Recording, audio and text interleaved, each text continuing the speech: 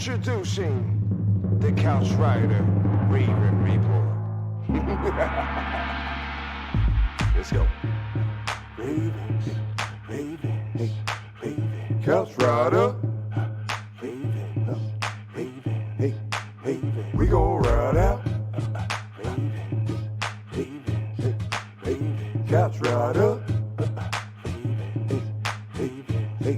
We gon' ride out. For some of you Twitter gangsters, this is just a hobby, original sports perspective. You can't stop me. Couch Rider Report, it's reflective. Please respect it. You will get checked, and your knowledge will be tested. I ain't the coldest Raven, but this is my show. Shout out to the Barry White of rap for the beat, though.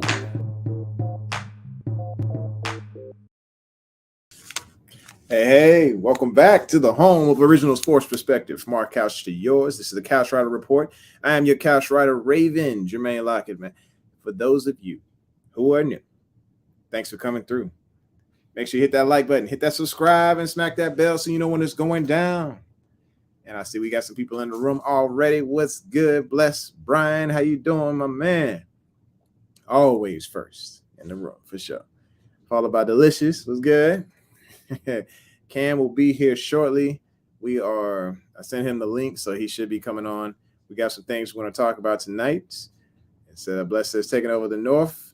Yo, Reg, what's good, man? How you doing? Hope everything's good. I think you're going to like tonight's show because we are talking about your favorite thing to talk about, or at least one of those. That's going to be one of the things we're going to talk about tonight, but we're not going to highlight the big-time characters. We're looking at some gems, some steals, something that you may be interested in as well. So looking forward to tonight's show. So y'all saw a lot that went on today, and we'll talk about that in a little bit. But it definitely makes you think, hey, what are the Ravens going to do to stay competitive in the AFC, period? Because right now it is absolutely insane. I mean, you're seeing disgruntled people coming from the NFC to the AFC. We got Russell Wilson over here now. Dangerous is in the AFC. And then you got Devontae. The Raiders are just building every single thing. They are playing like they are the Nets right now, signing everybody and their mom that is important. Like, all right, come on. You. Y'all come on. Y'all going to Las Vegas. Everybody is coming to Las Vegas right now. It is insane. And then you got Kansas City, who was supposed to be that competitive superpower in the West as well. They're not looking right for this team that's supposed to be the superpower. They have lost their biggest piece of the team, or one of the biggest pieces of the team, in Tyreek Hill today. And I think that is it's unfortunate, but Miami is building. You've seen they signed Teron Armstead. You've seen they signed, they already got Jalen Waddle there. They signed some offensive linemen. They've signed some receivers that are competitive. I mean, geez, they are really working to become a top-tier team in AFC East. And you got the Jets. They want to build. I think they're going to come back a better team this year. The Bills are already on top. We know that. But the Dolphins, the way they're putting this team together, they are really showing that they believe in what they can do this season. All right. So I can't do this show alone. Ladies and gentlemen, I bring to you artist and singer and movie actor and martial artist, my man, Kam Ru. What's up, brother? I'm sorry about that. Trying to get everything situated. You good, man? You gotta do what you do. I was just talking about all these crazy moves today, man, and just simply how the Ravens are going to react. Let's see if we can see what the responses are real quick. So Big Reg has said, I'm actually quiet. He said, me and a coworker pulled a lady out of a car. It was really bad, an accident, and the other guy died. Oh my gosh, Big Reg, I'm sorry to hear that, man. That's crazy. Wow. Is there anything we can do for you or for them?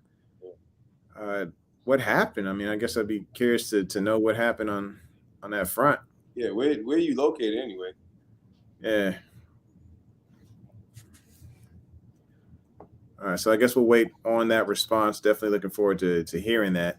God bless you and your friend, Reg, because that's heroic just to even do that. Yeah, that is great, man. I'm glad you were in the right place. I mean, I know the situation, it wasn't as sometimes we're there where we are for a reason. I'm glad you were there, so thankful for you, man.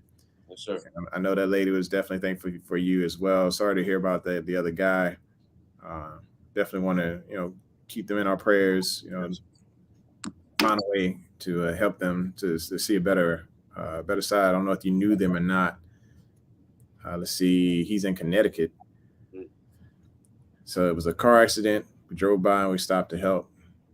That's cool, man. That is amazing for you to be there, to be helping someone in need. 100%. Absolutely. All right. Well, we are with you, man. If you need any emotional support, if I can give you my number offline, we can talk it out. If you need spiritual support, I'm definitely with that part as well. We can definitely hook it up and talk it out. But we're here for you. We definitely want to be for them as well. All right, so let's move forward. We'll get into a little bit of a lighter light here. So let's talk about Delicious. He's trying to figure out why they didn't give all this up for Watson. Who didn't give up everything for Watson? Didn't have to. Are you talking about as far as Cleveland? Yeah. Give up. I don't think they had to. They remember Watson had a no trade clause, right? Yeah. That's one. Houston needed draft picks. Watson wasn't going to come back, even if they got a black coach. Didn't matter. He was already done with the ownership. Yeah. Two. You talking about Miami not giving all that up for Watson? I think that's probably what he's done, right? Oh, I thought he was talking about in reference to Watson in Cleveland. I mean, I think they gave up a good amount, though. They gave up 3 first rounds, didn't they? Cleveland, they gave up 3 first round picks, didn't they? Oh yeah, they gave up. They gave us some capital, brother. It was some serious capital there. Yeah, they gave us some capital. And Tyreek, actually, it wasn't that much capital that was given up. And I think it was simply because they were in contract negotiations. Nothing was completed, but they wanted to make sure that they got compensated. So they got a first, they got a second, and then some other trash. I think it's first, second, or fourth, and then like a fifth and sixth or something like that next year. But the big thing out of that was the deal that was made. When you got $72 million guaranteed in your pocket, that's pretty solid. $120 million deal. This man is making $30 million a year, and no, Baltimore, we cannot afford it. We cannot afford it. We did not have the ducats. Y'all can sit there and try to hang EDC all you want, but you know how he does. He makes smart, sensible decisions, and he cannot sit here and roll out a credit card. We didn't got it. We just don't have it. First of all, it's always, we got to remember too. We need to be thankful because the teams that got all the money are the teams that normally 9 times out of 10 have the worst seasons. That's the only reason Cincinnati has so much money. Yeah, they got all that money, man. Huh? I said, yeah, they got all that money. Now, Cincy had a pretty solid year.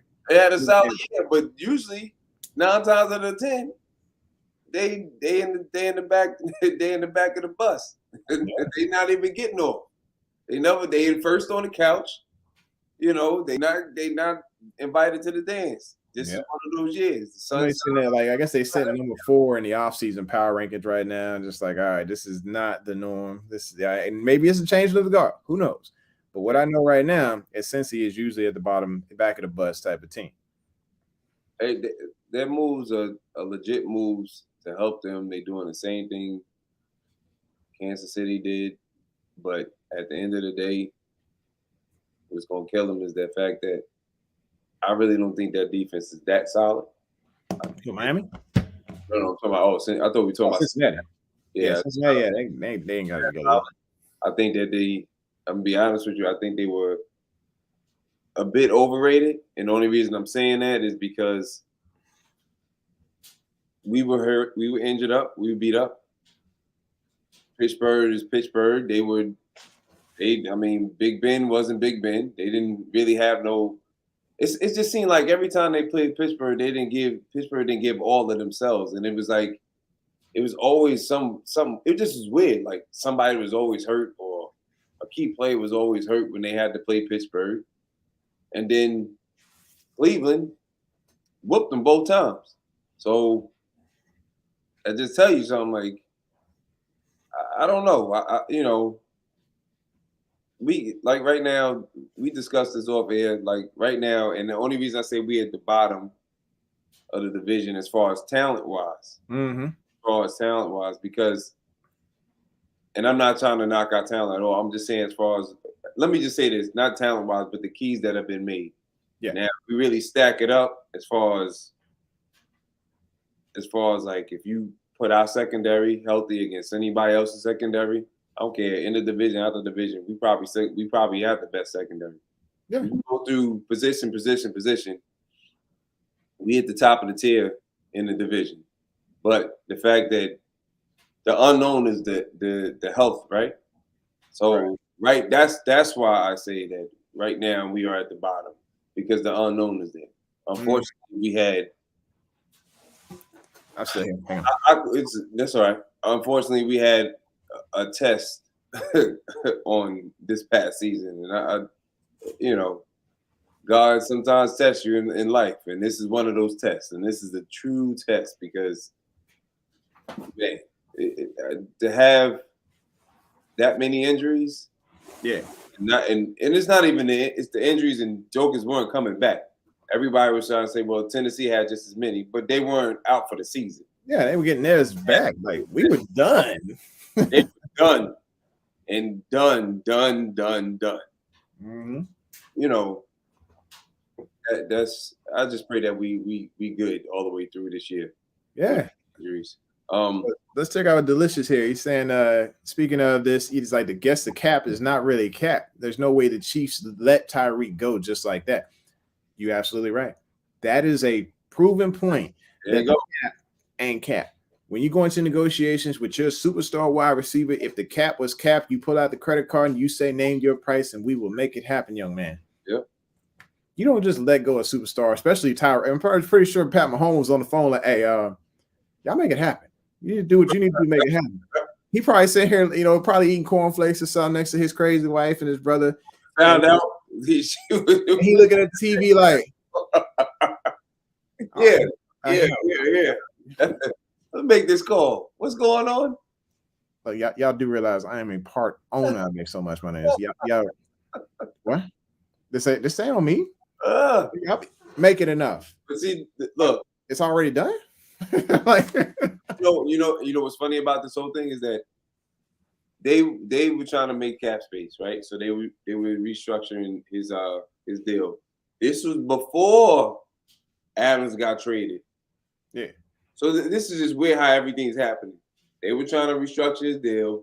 They were up there negotiating. Then you get wind Adams getting ready to get traded. Mm-hmm. Okay, well, let's see what he getting. You go, hold up. Let's see what Robinson gets. Okay, we saw what he got, but we be better than that. Yeah. As soon as he got traded, then it was like the negotiations. Hey, if Adams is getting this, I got to be around that area. And that's what it is, man. So it's just like, all right, how are we supposed to build this entire franchise? You're gonna let these agents tear down these organizations. They tearing down these people right now. I get it. Get your money. But you gotta look at it. You got to either you get your money or you get a ship. I feel like you should do one and then the other. You know what I'm saying? Go get your championship and then go get your bag. And Tyreek has done that. He has gone and got a championship. And now he's going after the bag. But I still feel like they could have got a second championship, which probably, I don't think that bag would have been any bigger. To be honest with you, they might be able to get it. It might. I think they actually won on this one, bro. I think they won by getting rid of Tariq. Only reason I'm saying that is because he's won without Tariq Hill there, right? But obviously Tariq Hill is just a total difference maker. But okay. Robinson is gone. He went to the Raiders, right? So now you're definitely going to draft a wide receiver first round, but then you also got a second round pick, and what you got in Wells helps the quarterback. Other than the line, other than the offense, you got to stout that defense, right? Give them as many opportunities to get the ball back. So where they are in the draft, I wouldn't be surprised if, especially with the capital, they might package up something and say, hey, we want to move up. I wouldn't be surprised. because you got speed, you got McCall Hardman, Yeah. you got number 13, I can't think of his name, Pickett. You got Juju. Okay. You got some speed. You might whoever you want to grab, you're probably gonna grab one of the receivers from Ohio State. They had a I don't know. Based on my analysis today, I got some good looks for you. Some potential Tyreek replacements. They ain't gonna be top shelf Tyreek. But these ain't no bargain guys either. Yeah, but see, Tyreek, that's the thing. I don't think you will find anybody like him at all in this draft. Like there's nobody out there. There's Tyreek-esque and with a lot of S because of you got the only mixture of any type of Tyreek that has that type of, he can play running back, he can play receiver, he goes up and gets the ball, he's a great route runner. So he's like a faster Debo. You know what I mean? I got a guy. I'll bring it up here in a minute. I got a guy in the draft that he is the shiftiest college player right now. The shiftiest in the whole league, the shiftiest college player. I'm talking about if Madden came out with a rating on this guy as far as juke move, it'd be 1,000. Oh no. Be 1,000. Now, of course, Tyreek puts a lot of an entire game together. So there are some things that he could work on because don't get me wrong, it's a college player. We want to see a little bit more, and he'll hopefully hits that next gear coming up.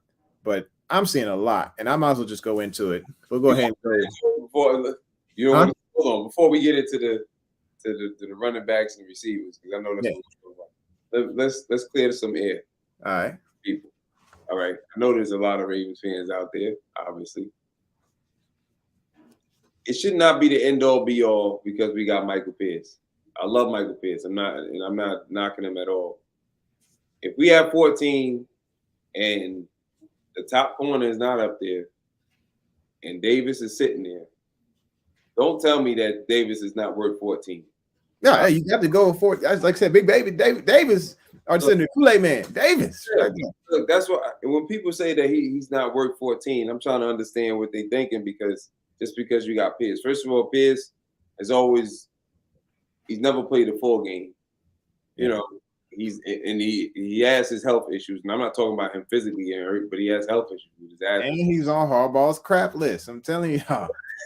whether he in great shape or not, but if you got a difference maker, if anybody looks at Georgia, and I agree totally. Shout out to Coach Sip Talley. If you look at Georgia, he is the anchor of that whole front seven, and he's probably the reason that everybody in that front seven goes within the first two rounds. I'm gonna be honest with you, linebackers, but all three inside linebackers, Walker. And I'm not knocking their talent. That I'm not doing. It's just y'all got to recognize that when it comes to Davis, it for those guys to eat, it takes unselfish play, and that's exactly what he was able to bring. Thank you, sir. And that's what we need: unselfish play. You can't the thing that people always get upset. Oh, Campbell didn't have a lot of. I'm just using Campbell for an example. He didn't have a lot of sacks. But if you ever watch the interviews, Justin Houston said it, Odafe said it. Hey, part of the reason I'm getting the sack is because they want to double Calais. Calais was getting doubled all season. Even at his age, what is he, 36? 35? He'd be 36. I thought he was going to be 37 this year. I thought that dude was old. Either way, the brother is still getting – he's playing inside and he's still getting double. He's not he's allowing Houston, he's allowing all these players to get around the corner. He's a big part of that. Yeah. So it goes back to what you're saying, playing that role. Your role as a nose, maybe you can't get that pressure. Maybe you can draw a double team. Because with you drawing a double team, you would hopefully those boys coming on the outside should be able to get busy. And he's not just sitting there as a big fat block. This dude has good quickness. He has good hands, mobility. Yeah. He's got good lateral movement. Yeah. You're looking at a guy who's going to be a solid defensive tackle for years for a team. And this could be the team. We are not going to say 3 years from now, oh, we picked him at 14. It was too high. We are going to be saying We picked him in the first round of the NFL draft of 2022, and we got our guy. We have not had somebody that dominant that could cause havoc in the middle like that since Nada left. We getting Campbell on the back end of his career. If he was on the front end, it'd be different. We have not had that type of presence. Nobody has been in there, and that made so much of a difference in all those years that we had a dominant defense. Like, imagine Joe Burrow, Trubisky, and even Deshaun sitting there trying to step up in a pocket with Davis on the other side of the line. It's going to be very difficult. There's got to be something that you have to see there with Davis to say, hey, look, this is an exceptional player. We see it. I think the NFL sees it. I think no matter what number y'all think he goes at, just because they say the Ravens need to go ahead and pick him at 20 does not, like talking about trading back and going to get him at 20. There's no guarantee. He's on the clock. Not when you that talented, man. He's a unicorn. Yeah. That big, running that fast. Mm-hmm. And he's still, the funny thing is, he's willing to do whatever he has to do to help the team. That's just his presence. They have so many good players on that defense for Georgia. They had him in rotation. It wasn't that he wasn't qualified to do what he had to do. They just have so many players on that defense. Still gonna be good next year in Georgia. It's different once you start. See the difference in the SEC other than other colleges, and this is just my perspective. Once you start that tumbleweed, bro, it don't stop. If they see something that happens, like going to LSU, all these great corners came out. I'm trying to go there. This is what the kids are thinking about. I'm trying to go with, because that's what they know the scouts are looking at. Yeah. You understand what I'm saying? The scouts we said it before about Alabama. Like say, all you guys say is, hey, it's Alabama.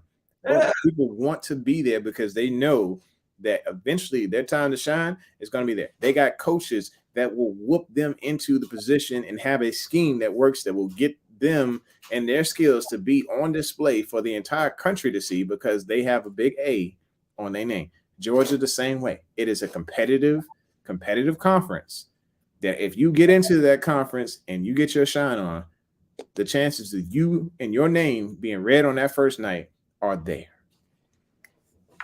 And that's why I had to just get that out, because I kept listening to a lot of the live streams, and I love hearing what they have to say. I'm always obviously supporting them, but when it comes to like certain times I'm listening, I'm like, everybody's opinion, everybody has their own opinion, right?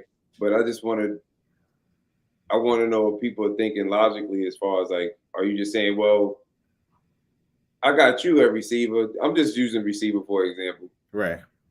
I don't need another receiver, because I just went and got an old boy in free agency. We went and got. I'm just gonna give you a better example. This is more which is actually this happened. We did it. Excuse me. Okay. We went and got Brandon Carr free agency, right? Okay. Yeah. What did we do that same year?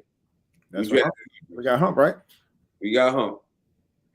Yeah, and the thing was like, we knew Brandon was not the end all be all. This is the guy, and that's exactly what it is with Pierce. We know Pierce is not. He doesn't have the dog in him that a stellar young player is going to be, and we know Brandon is not. Or we know Pierce is not going to be here for the long haul. Right.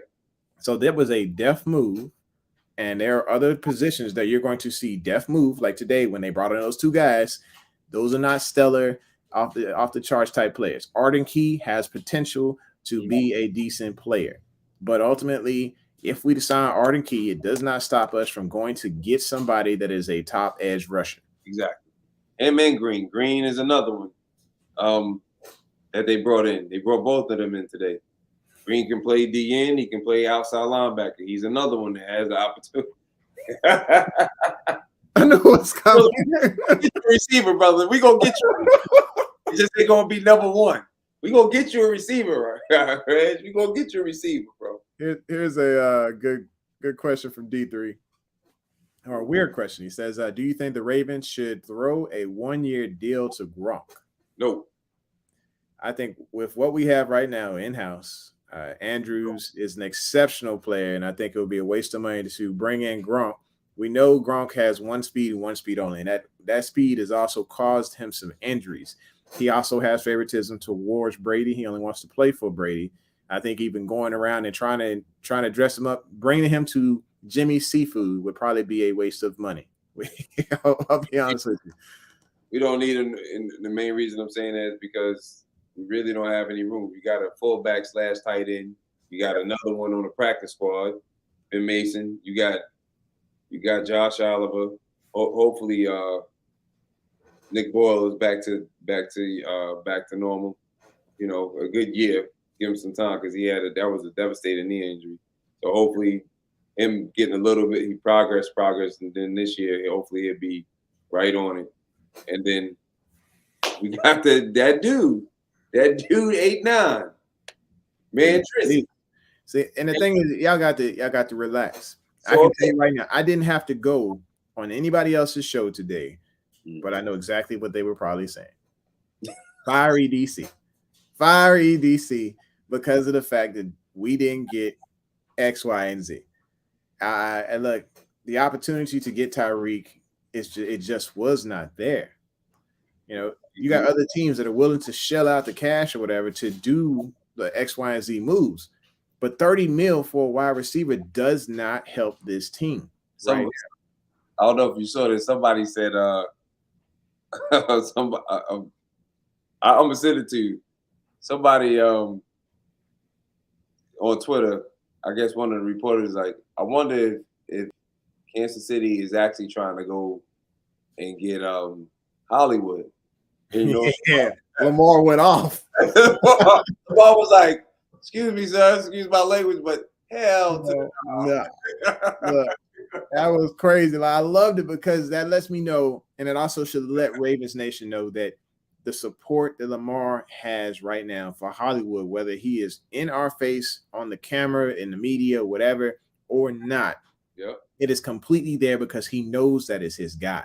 And as much as people want to hate on Hollywood, Lamar has his guy that he considers a guy that he has good chemistry with, and on the Ravens team, this is his number one wide receiver at the moment. Yes, Rashad is developing and getting there, and maybe a 1A or maybe a 1A, 1B situation, but my man is confident in Hollywood and wants him here in Baltimore. I really pray, and maybe I know a lot of people don't, but I really pray to see. I would love to see all three of them stay forever and retire here. I would love for that to be done. Yes. It hasn't been done in a long time, but just on the offensive side of the ball, we've never really had that. But I would love to see that happen. This Absolutely. Is a team. Yeah, I don't get it wrong. In the back of my mind, the way that Miami was building this year, it was kind of scaring me because they had everything sitting in place except for that crazy top tier number one wide receiver and quarterback. So, and of course, with Lamar Jackson's contract looming, the idea in the back of my mind, I was like, oh gosh, I hope he doesn't do this. I hope he loves Florida. This could be a problem. Right. So in my mind, as soon as today happened, I'm like, oh gosh, please just go sign. Please, Lamar, just go sign the contract. Man, let me tell you one reason why Lamar not going nowhere. Because nobody else wanted to play him at quarterback.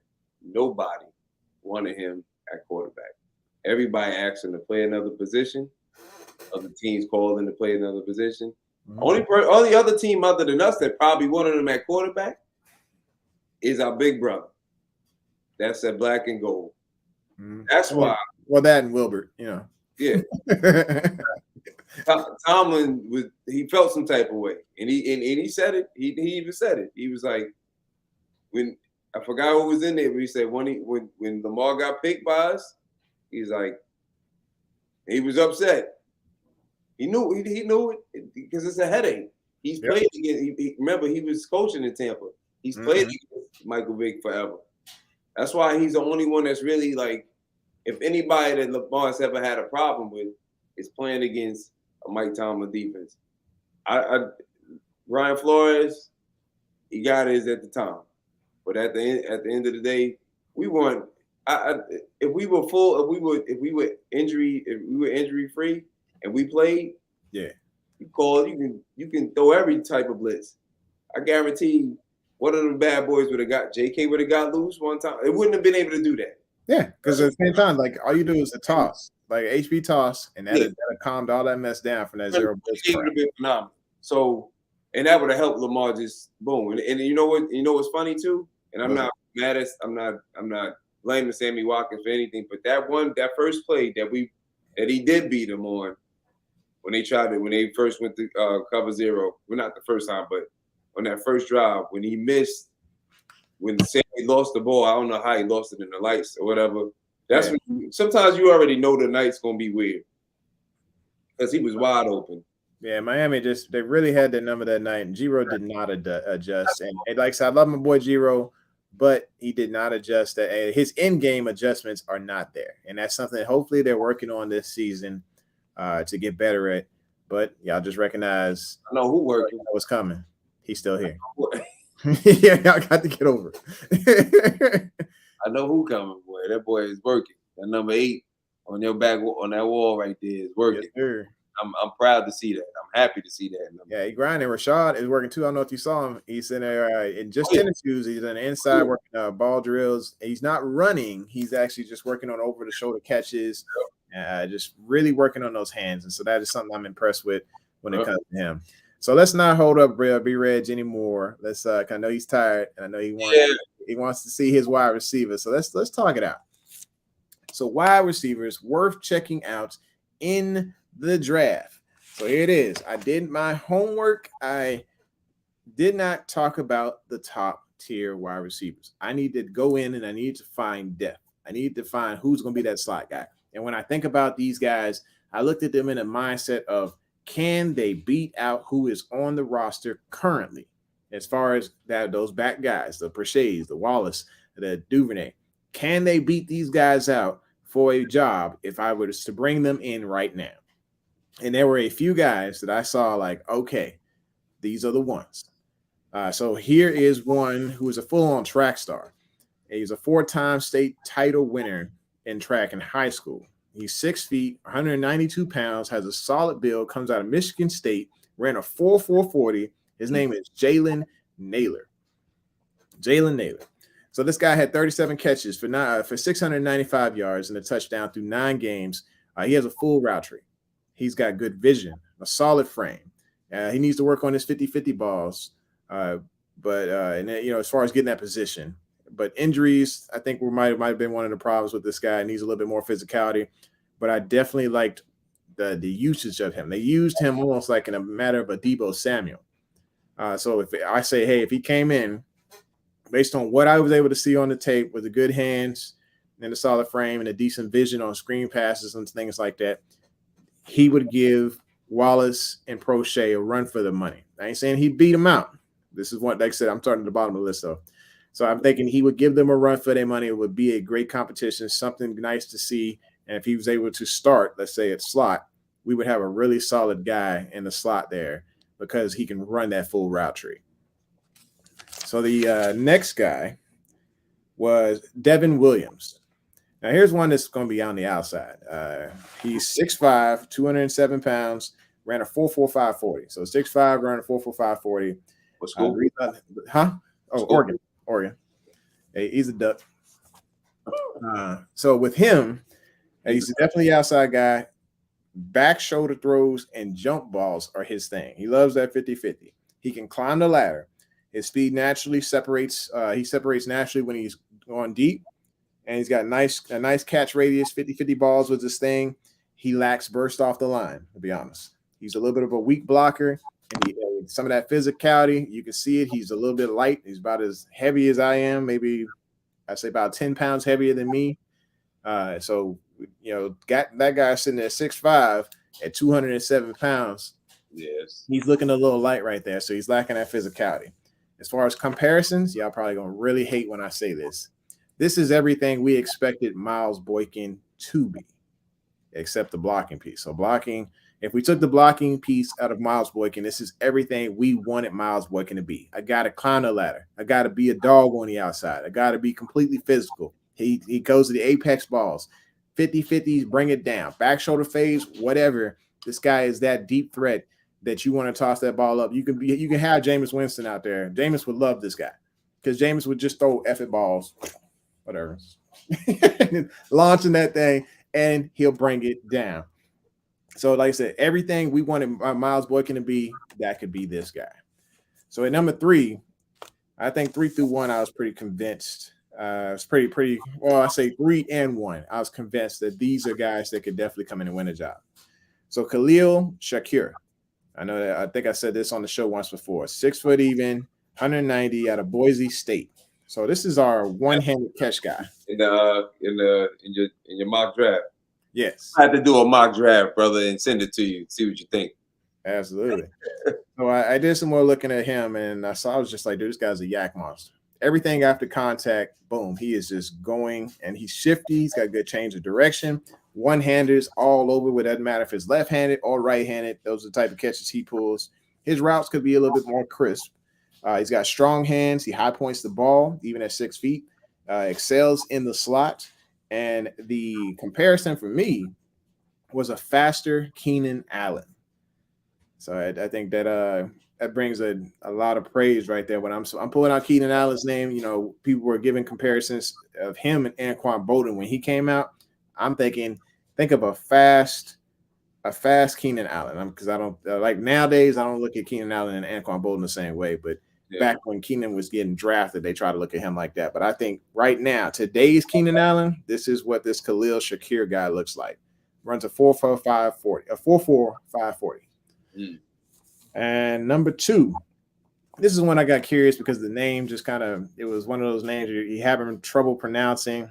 Eric Izukama, 6'2", out of Texas Tech, 220 pounds, runs a 4.54 time. So he's good at locating the deep ball. He's good at yards after the catch, contested catches. Doesn't play like he's 6'2", though. But that may be a good thing because of the shiftiness that he has. He's got good, reliable hands. But with tall guys, of course, routes are usually the thing that they don't excel with as much. But he is really good with the 50-50 ball. I think his issue was separation. I wanted to see a little bit more separation with this guy and more. I wanted to see more blocking. I can see those. If I can see those with this Eric Izukama out of Texas Tech, I would be impressed. But the number 1 guy that leapt up off the tape, I'm like, you know what, hands down, right now, throw him in the slot. Let's go. This is Big Reg's guy, you know, so he'll be satisfied and stop whining about wide receiver, and we could get him late. Hopefully, Kansas City does not see this guy because I feel like this is the field for Tyreek Hill, to be honest. Wan'Dale Robinson, 5'8", 177 pounds out of Kentucky, runs a 4.4840. This dude had 97 touchdowns in high school. 97. They worked the heck out of this dude. Like I said, juke moves on 1,000, has great balance. He's cocky as all get out. I give you that. But he can take a hit. This guy can take a hit. There was so many throws that they showed him going across the middle, just getting completely laid out by the wheel.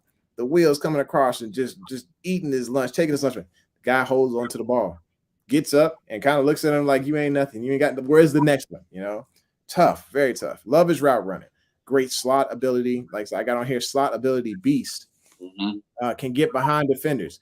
A jab step that is insane. I'm talking about juke after juke after juke. He is just such a great wide receiver after the catch. And I mean, he's putting people on skates. He'll juke you in a phone booth, man. It is that tight on his skills right there. Let's see, a shiftiest player in college football is what I had. Tough as nails. Of course, you know, with the small guy like that, you know, he is tough. But I mean, can we put him on? Can we put him in there when we're trying to run the ball?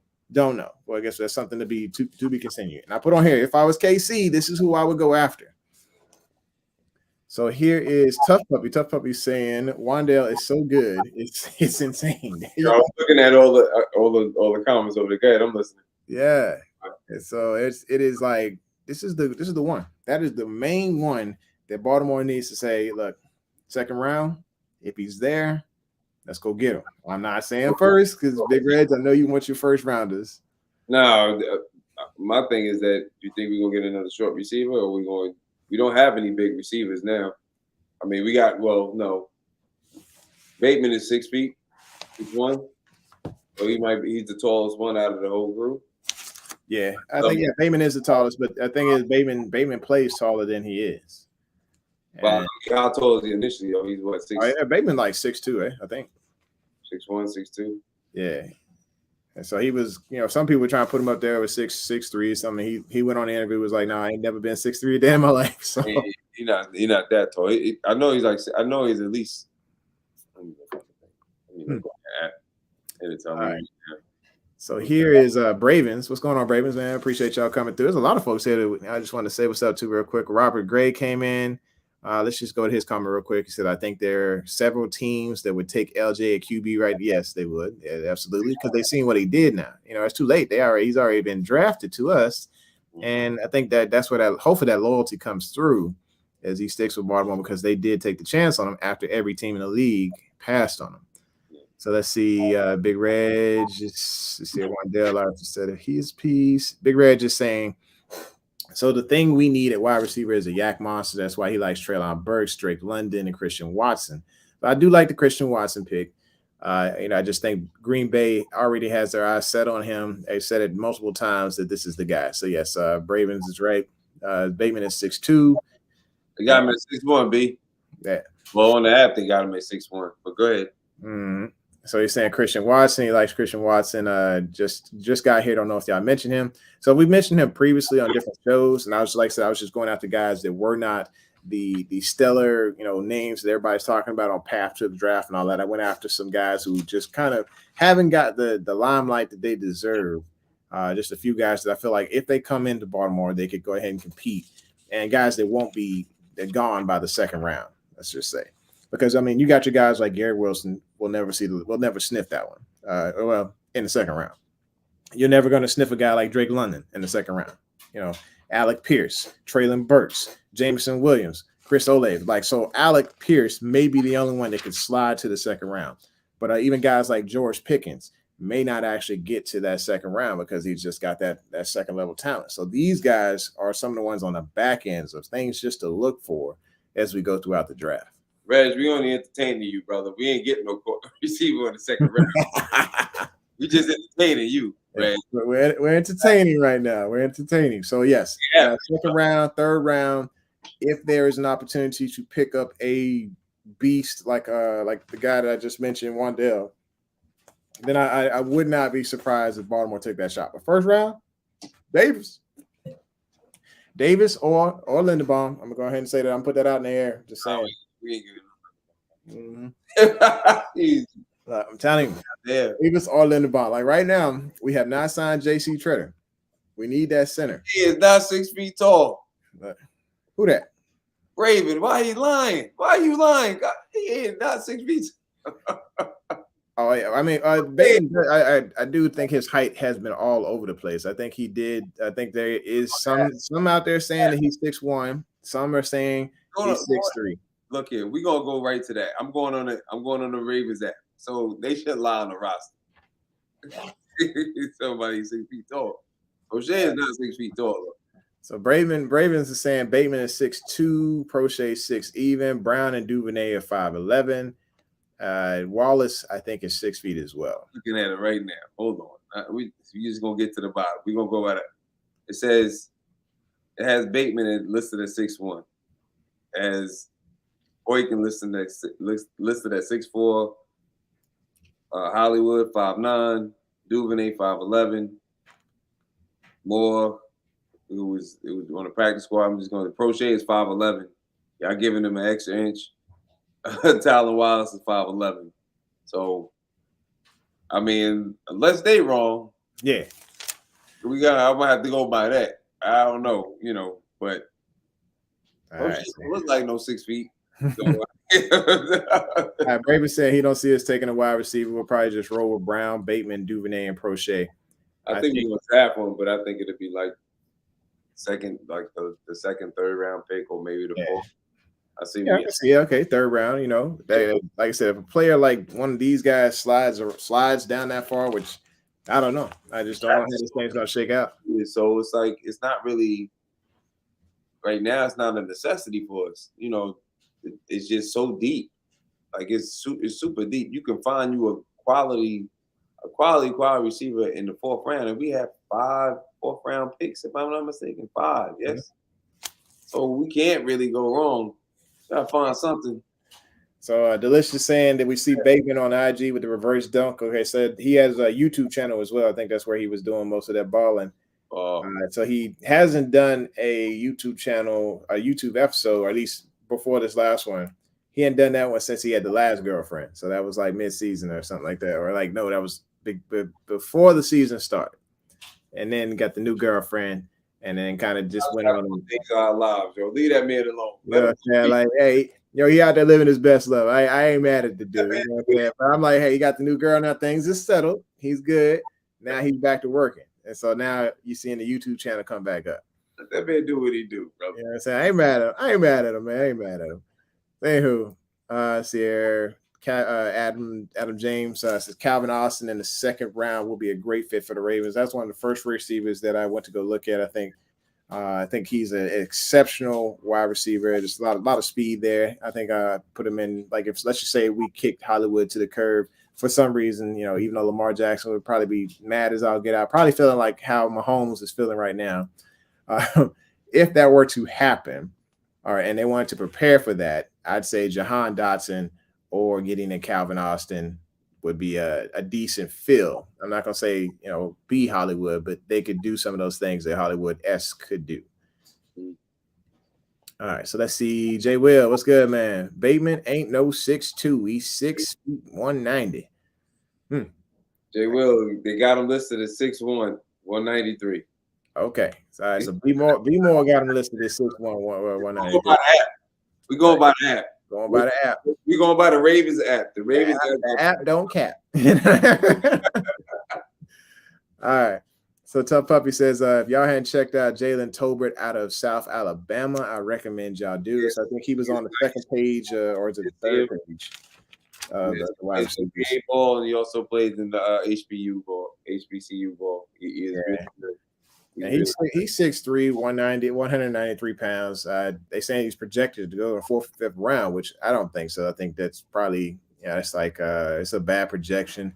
I think he's probably going to go 3rd or 4th round, not 4th, 5th round. So let's see. Yeah, you're talking about Calvin Austin. He's really good too.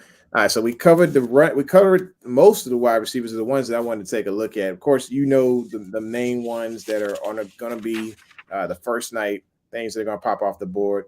But maybe some names that we'll look into a little bit later are like Romeo Dubes.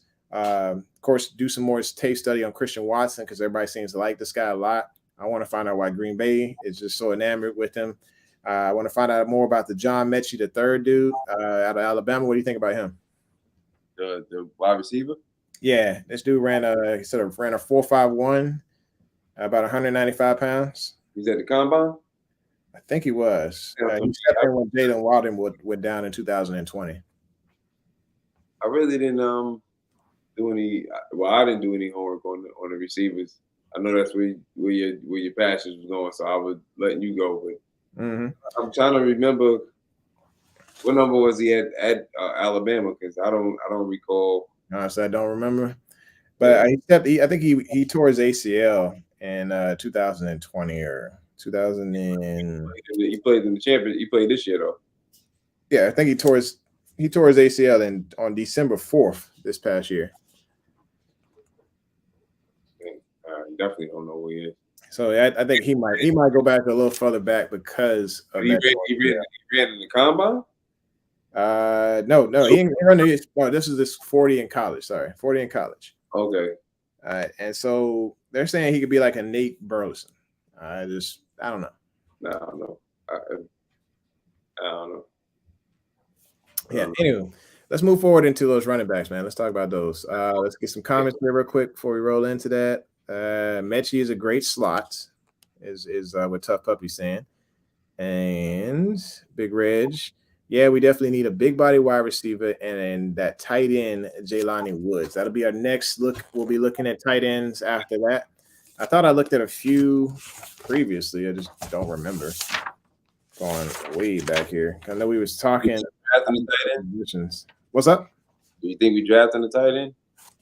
I don't think we are. Well, if we do, I think it's going to be like fourth round. One of those 5 fourth round picks. I think we get one. And like I said, the guys I like I said, the Greg Dolchik, or I think it's the Dolchiks or whatever. I like him the most. Like I said, smooth. He has good routes, but of course, are we looking for blocking tight ends, or are we going to be looking for the receiving tight end?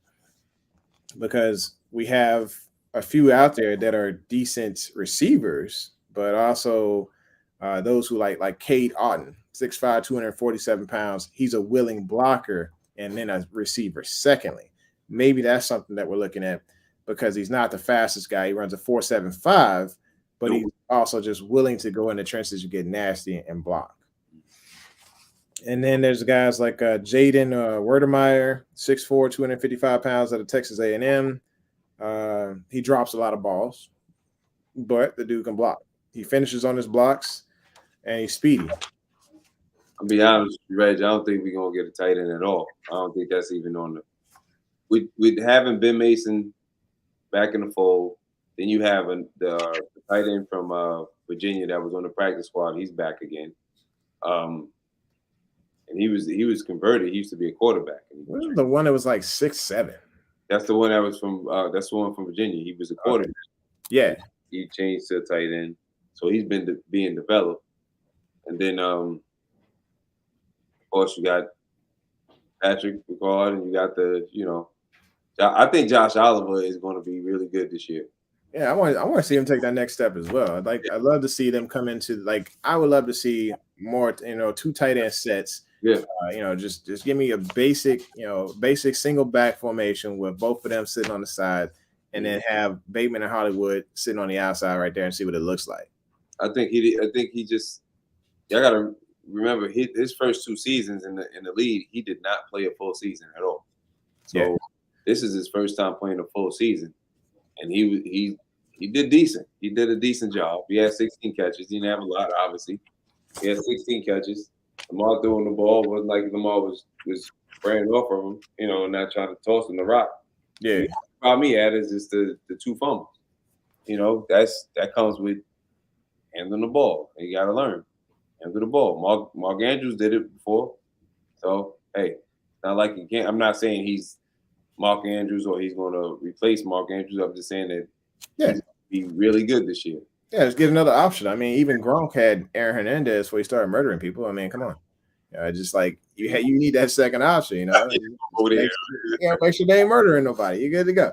It's a very important. They're probably in the draft room right now sitting here looking at second options like, are you going to murder anybody in the near future? They're like, no. Let me also say this, man. I want to say shout out, and I am disappointed in our team for not showing up at Jackson State. Dion did call us out, and I don't blame him. I mean, but I'm sure we haven't showed. I don't think scouts show up to every school. I don't think we showed up to Judon School, and they decided to draft them anyway. Actually, I think the recruiting classes, like Dion didn't start still in those recruiting classes until this year. No, but they had 2014 showed up, and we weren't part of the 24. Baltimore was not part of 24, which is to me is a little disappointing because I know we always go to the small schools to find, through the cracks and crevices. So it's a surprise, but at the same time, I don't think that you have to. Like sometimes we draft players, I'm saying we, but the Ravens draft players, and they don't even go, they don't go scout them. They didn't scout. I mean, they scouted Judon, but they didn't go, they didn't never talk to him. They didn't go to his pro day. Yeah, and I'm like, when we drafted that corner, it was a beastly corner. He never really got the opportunity because due to injuries, performance-enhancing drugs, and he came out of HBCU, was out of California. I can't remember what his name was, but I was excited about this guy. I was really hoping he'd get a chance to start at corner because he just had the size. He had all the juice. He had, the ability, the great awareness, doing things after the catch. It was a couple of years ago. But he came out of HBCU. Oh, man. It was something the third. I can't remember what his name was, though. But yeah, he was just one of those guys. I was excited for Baltimore to give him the opportunity, and we had so many injuries. I was like, yes, it's going to happen, but it just didn't happen with this guy. I think when it comes to HBCUs, yeah, there are going to be times that you're going to have you don't have to have scouts right there, but I'm pretty sure some of the JSU games that they had scouts sitting out there or at least looking at some tape from JSU. Just because you didn't show up in person doesn't mean we ain't looking at tape. Yeah, I mean, it's just a big thing right now. And he's putting. I mean, I'm still happy 2014 showed up. You still gonna have the opportunity, like you said, like any small school. Mm-hmm. It didn't show up to every school, so but we'll see how this unfolds. Yeah. So Lisa had a question for us before we jump in. So let's see. It says, "Hey Jermaine, Kam Ru, what's going on, girl? What center would you recommend we get in the draft and why? You already know. No. You already know. No. Lisa, cut it out. Look. No. Look. First round. He's like the next, I'm telling you, next Marshall Yanda, but at center, come on, y'all got to get his dude some love, man. Like, look, if Davis is gone, if Davis is gone, then McDuffie gonna be there. If Davis is gone, then Wyatt gonna be there. If Davis is gone, Tyler Linden, somebody gonna be there. Tyler Lindenbaum. That's who I really would like the Ravens to draft. See, Lisa, see. You got me started. You got me started. Look. See. I mean, there's others. There's others that I'm like, I was like okay with the man. Donovan West, Alec Lindstrom. What was another one? There was another center I was excited about. Apparently, it's not on my list here. But yes, but I do like the Tyler Linderbaum and then the Alec Lindstrom out of Boston College. So if we can get one of those two, but of course, like second round would be the Alec Lindstrom is what I'm thinking. Yeah. But if we can get Linderbaum first, I think that's a pretty solid pick. No. No, we need playmakers. Yes. Okay. We gotta build a fortress because they gonna be shooting bombs all day, man. Everybody gonna build a fortress around Lamar. You know, it starts with that centerpiece. A little fortress around Lamar as we speak. I hope we get JC Trotter. I hope we get him. Hope he decides to come here. It'd be great. But we gotta build what also helps, a good quarterback is a good defense. Get him the ball back. Yeah. These playmakers. You can get a quality starter in the Reg's gonna hate you, Lisa. Yeah, y'all about to fight. Man, he probably gonna see you in the parking lot. Look, he already got he got one. He's tired, but I think he still got something for you, Lisa. We only got one round pick. So and then somebody said y'all talking about Eman Marshall. Nah, Eman Marshall he didn't go. He went to USC. I don't know if maybe he brought it up somewhere a little bit ago, but I think No. Oh, you talking about with the guy from HBCU? Yeah, that's how I thought you were talking about. Walker, he passed away. Trey Walker, he's the one that had the bike accident. I think Asa Jackson. That's what his name was. You remember Asa? Who? Asa Jackson. Ring a bell? Yeah, Asa. He was with us for a little bit. Didn't HBCU came out of HBCU out of college. Yeah. Asa was gonna be nice. That's what I thought. And then he just, like I said, he made it to Harbaugh's list. And then, of course, was the performance-enhancing drugs, and Harbaugh had no sympathy there. And then it came to the point where, like, he needed to show up at this one preseason game, and he did. I think he got 2 picks, and it still wasn't enough for him not to get released. He wound up, I forgot what other team he went to, but the thing was, I think he went down to Houston. Yeah, the thing, the bad thing about it, he has it's so hard with these drugs, bro, because he has his was Adderall, I think. Yeah, his was Adderall. It was something that he needed. And the thing was, it wasn't prescribed, and then he figured out a way to get it prescribed. But he needed it though. He needed it for Yeah, it was a legit medication that he needed, and he was able to get the justification for it, but he'd already had the suspension. Yeah. So he was just taking unprescribed drugs, and that's kind of what got him in trouble. Yeah. But at the same time, Adderall is the reason Richard Sherman was pretty sharp for a while.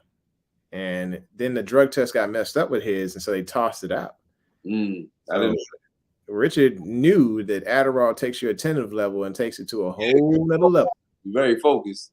Yes, I say my boy is I got like I know what Adderall does when he ain't on it. you definitely know. All right, so let's see. DSLs, what's good?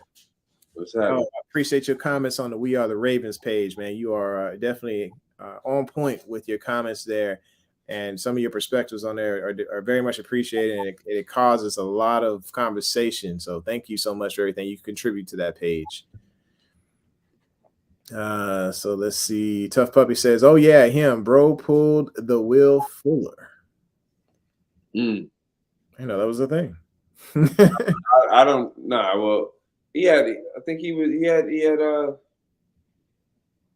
forgot what was wrong. He has a little mental disorder. He needed help. Like, what do you when they gotta put kids on Ritalin because it's you got Oakland, you got all types of stuff. Yeah. No, but what do they call that though when they gotta put them on Ritalin? ADHD. Yeah, ADHD. So that's why he was taking a prescription. It wasn't because he was trying to break any rules. Yeah. Jose, so what do y'all think about Ajabo and his injury? Should he be a thought for us? Could we draft Johnson? And if Ajabo falls to second, we got 45th. That's how we can double dip for 2 edges. If we do double dip, I don't think we'll do it that way. We always want to give some space. Only reason I say that because say we don't do what my prediction is that we go back into the first round and we keep our second rounder, right? If we go edge, say we do get Johnson first round, right? I honestly feel like we're gonna have to. We got so many other holes because people have been injured. We probably going to address. We only have 2 linebackers on the 2 middle linebackers on the staff now. We only got 2 middle linebackers on the roster right now. We had this is another reason why I said something about the defensive line. We had 3 defensive linemen that are under contract. Well, actually 4 with Derek Wolf. We have 3, but we have 3 healthy defensive linemen under contract right now. Mm-hmm. If I break that down, really, Michael Pierce is coming off injury, so we got 2 healthy defensive linemen. So basically, all I'm saying is, Jose, that we got a lot of holes. A lot of holes to fill. What? We got a lot of areas. Absolutely. I think more middle linebackers. Definitely would be excited about getting middle linebackers. But of course, second round, and of course, the guy that I would like the most, Christian Harris. Christian Harris out of Alabama. The guys, like I said, his game just leaps off the tape. Very excited about, be a good second round pick for the Ravens if they needed to trade up and get rid of a 4th round pick to get in position to make that happen. Please, let's make it happen. And then, of course, for me, there was the guy who played very well in his junior year, I want to say, and he played next to Queen. He played next to Queen, and I think was it Clark? Clark, yep. He's another one. Yeah. I would be satisfied with Clark. Harris, definitely. I think honestly, even if Quad's there, but I don't think he'll be there. Walker from Georgia, I don't think he'll be there. But I can see Quad too. But 6'3", 245 pounds. Yeah, I need a thumper. Give me a thumper there, Let's go. He moves like he's so smooth. Like the way he moves, he's moving like you would think he's a strong safety, or he's just very agile. All the linebackers there just seem like they just different. You know what I mean? They say he moves like KJ Wright. Yeah, he's smooth, bro. A young KJ Wright. He's smooth. But this is the thing. I think when you brought up Harris, I think Harris and Queen complement each other so well as far as Either one can be the weak side linebacker. They cover side to side. If you ever see Harris on a blitz, it looks like he just swimming through blocks. He's not even trying to take him on. Sometimes they take him on, and then sometimes he come up there and he shake him. How many linebackers you see come up and try to shake a lineman instead of putting a hand on him and try to make a move? He trying to shake him like he's a receiver. Watch his game. If you ever even in the Georgia when they played Georgia in the championship, he's just smooth. That's why I keep doing this. That should be a solid drill that linebackers should do, because honestly, with wide receivers, you're trying to make sure that nobody gets a hand on you in the first place. Yeah, and it should be that same way on the line. Yeah. If you're an outside linebacker, if you can make it to where that defender can't even, or that offensive lineman can't even touch you, and you're getting around him, great on you. That's even better. Great technique. And he covers a lot of ground again. And on top of that, he gonna come up and smack you. And that's what we want. That attitude, man. That's one thing I do love about Queen. If Queen get a beeline on you, I know he got to work on his technique as far as wrapping up, but you can't never say that he ain't trying to knock your head off. Queen coming up, he coming up with the thunder. He ain't coming up to play no games. He coming up with all the thunder when he trying to hit you, and he just improved so much as far as reading. Dean ain't gonna be there, bro. Yeah, that's what I thought. I was like, Dean is one of those higher prospects. It's gonna be first round, no doubt. I think Christian Harris might not make it out of the first round either. But no, you're right. Yeah, it just like I said, his tape just explodes all over the place, saying, "Hey, I will destroy you." That's basically what Harris says right there. So honestly, this is a good draft for linebackers, for middle inside linebackers. Go ahead. I'm sorry. No, you good. That's why I was like thinking Clark would just be more of a decent pickup, a cheaper option. Still has a lot of talent, a lot of upside. I thought he was when I kept looking at the tape of Queen and then seeing Clark next to him, I kept saying, who is this guy? Good. I was looking at Queen's tape and I'm like, this is explosive. But I was like, who is this other guy next to him? Right. He was making solid plays. Right. Obviously, politics or whatever happened this season to where it did not shape up to where him being at the cream of the crop of the position. But I think he has that talent to be a serviceable. Like you said, the politics, all the stuff that LSU was going through. Yep. Like it's kind of hard to look at him and all the other drama. So. Absolutely. It was like guys who weren't as notable names before Coach O got fired. Then, you're looking at like, all right, well, were they talented? No, they had such a rocky situation that it was hard to see that cream of the crop. But go back to the 2020 season, look at the stats, and the 2019 season, go look at Clark, and he looked exceptional. All right, so let's go over here. Lisa says, as long as LJ gets his protection, help, I'll be happy. Yes, okay. That's why we need what we need to do then. Don't you fueling the fire again? Don't. I'm with you though. I'm with you. Definitely. Yeah. So Jose says, so we should move from 3-4 to 4-3 defense. McDonald played 4-3, incorporate our defensive schemes, which allowed Hudson to have the numbers he did. McDonald is our guy. I like McDonald. I do. But I think it should not be solely what we do as far as that 4-3 instead of the 3-4.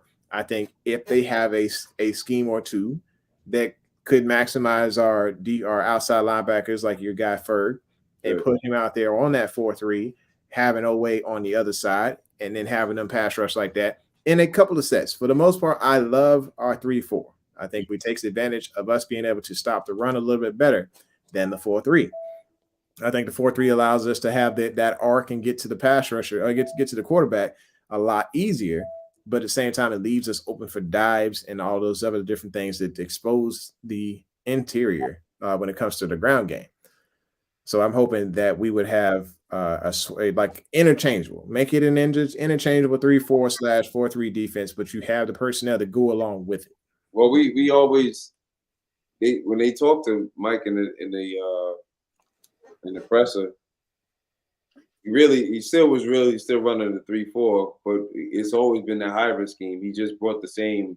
It looks like a 4-3, so I'm not trying to knock what you're saying, Jose. I'm just saying we have that type of hybrid scheme. We went to to that big nickel where it looks with that 4-2-5 look. You know what I'm saying? He went to the more or less the base scheme. Sometimes they ran a base where it was a 3-4, but most of the time it looked like a 4-3 because he always had Hutchinson and he had Odafe on the ends. And he had him in the biker stands. They weren't even, their hand wasn't in the dirt, so only the defensive linemen had their hands in the dirt. They were in the biker stands the whole time. So I don't think we need this.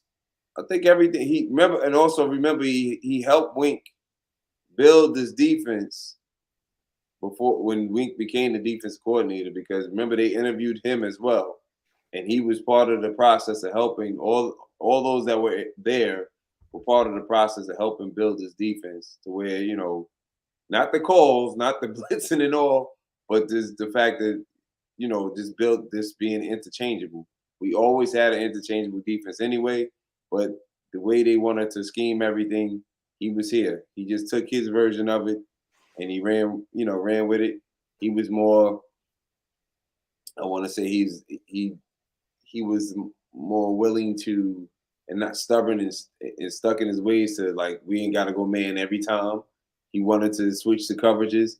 That's why they went from, I don't know what they were ranked before he got there, but they were the 8th best defense in the nation. It's hard to do, you know. So, all right. So let's see. Deets. Actually, let me go to Lisa Ann's first, because she wants to. You know, of course, she's one of our most loyal people here. So we want to make sure we get her name right. So anytime y'all see Lisa on here, it's Lisa Ann. So Lisa Ann, we'll make sure we get that right.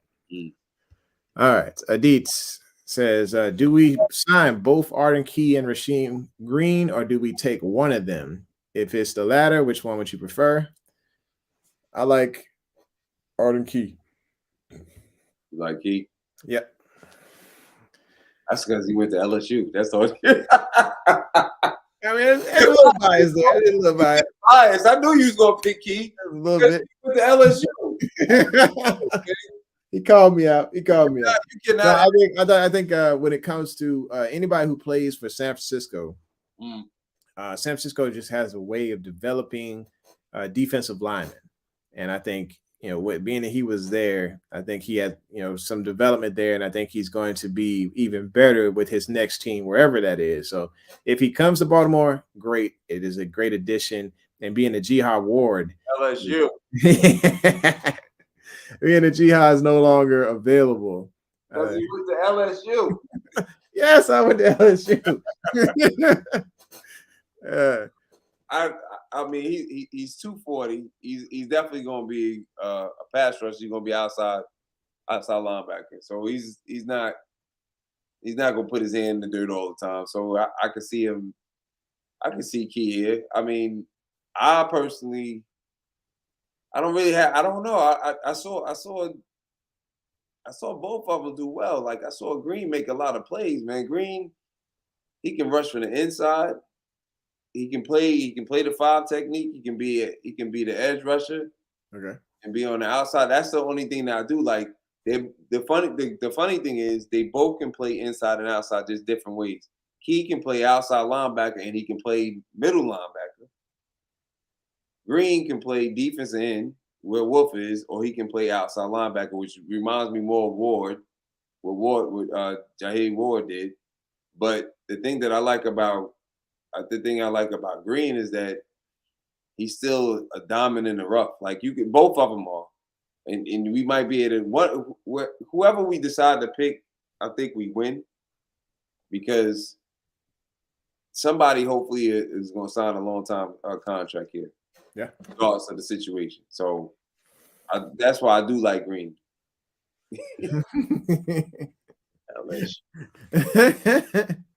All right, so all this draft and defense sounds absurd to me. And no, we're not taking Linderbaum. Dang, a big range could destroy my dreams right now, bro. So I think if we, like I said, as long as we get the fat boy, I've said this many different episodes. If we get the fat boy, we good. Give me the fat boy on center. Give me the defensive end. Give me this defensive tackle, Davis. I'll be happy. You know, if you go outside of that, then I don't know. I don't know how I feel about it. As long as it ain't wide receiver, I'll be honest with you. I just don't see it, don't want it.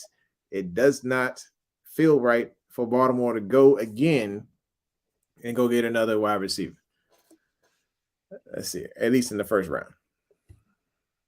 It said Jose saying Key had better numbers. And yeah, better numbers. I don't know. You gotta the stats. Both of them had 6.5 sacks. So, but Green had four pass deflections, and I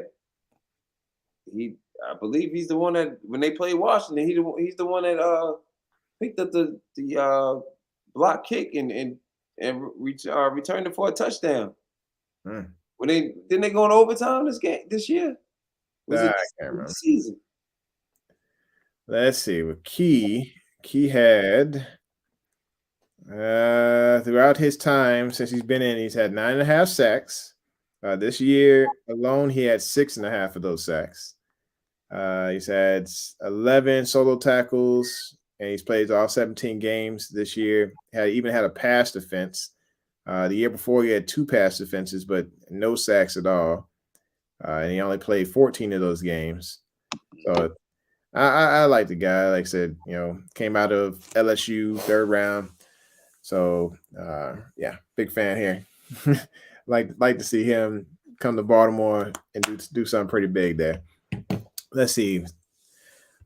Jose saying, Big Reg, we're going to need defense. Homie, the AFC is about to drop bombs this year. We need DBs. I am with you on that as well. Yeah, put that wall up, brother. I'm trying to tell you, put the wall up. But at the same time, we got a decent set of corners on the outside right now. Yeah, but we still thin. We only got technically on the roster, we got 4. If you want to include Brandon Stevens, we got Peters, Washington, Brandon. That's it. Iman is here. Huh? And say Iman is still on the roster, right? I think so. Yeah. So I mean, put him on the outside, put Hump back in the inside. Let's run this thing. IR waiver list. Yeah.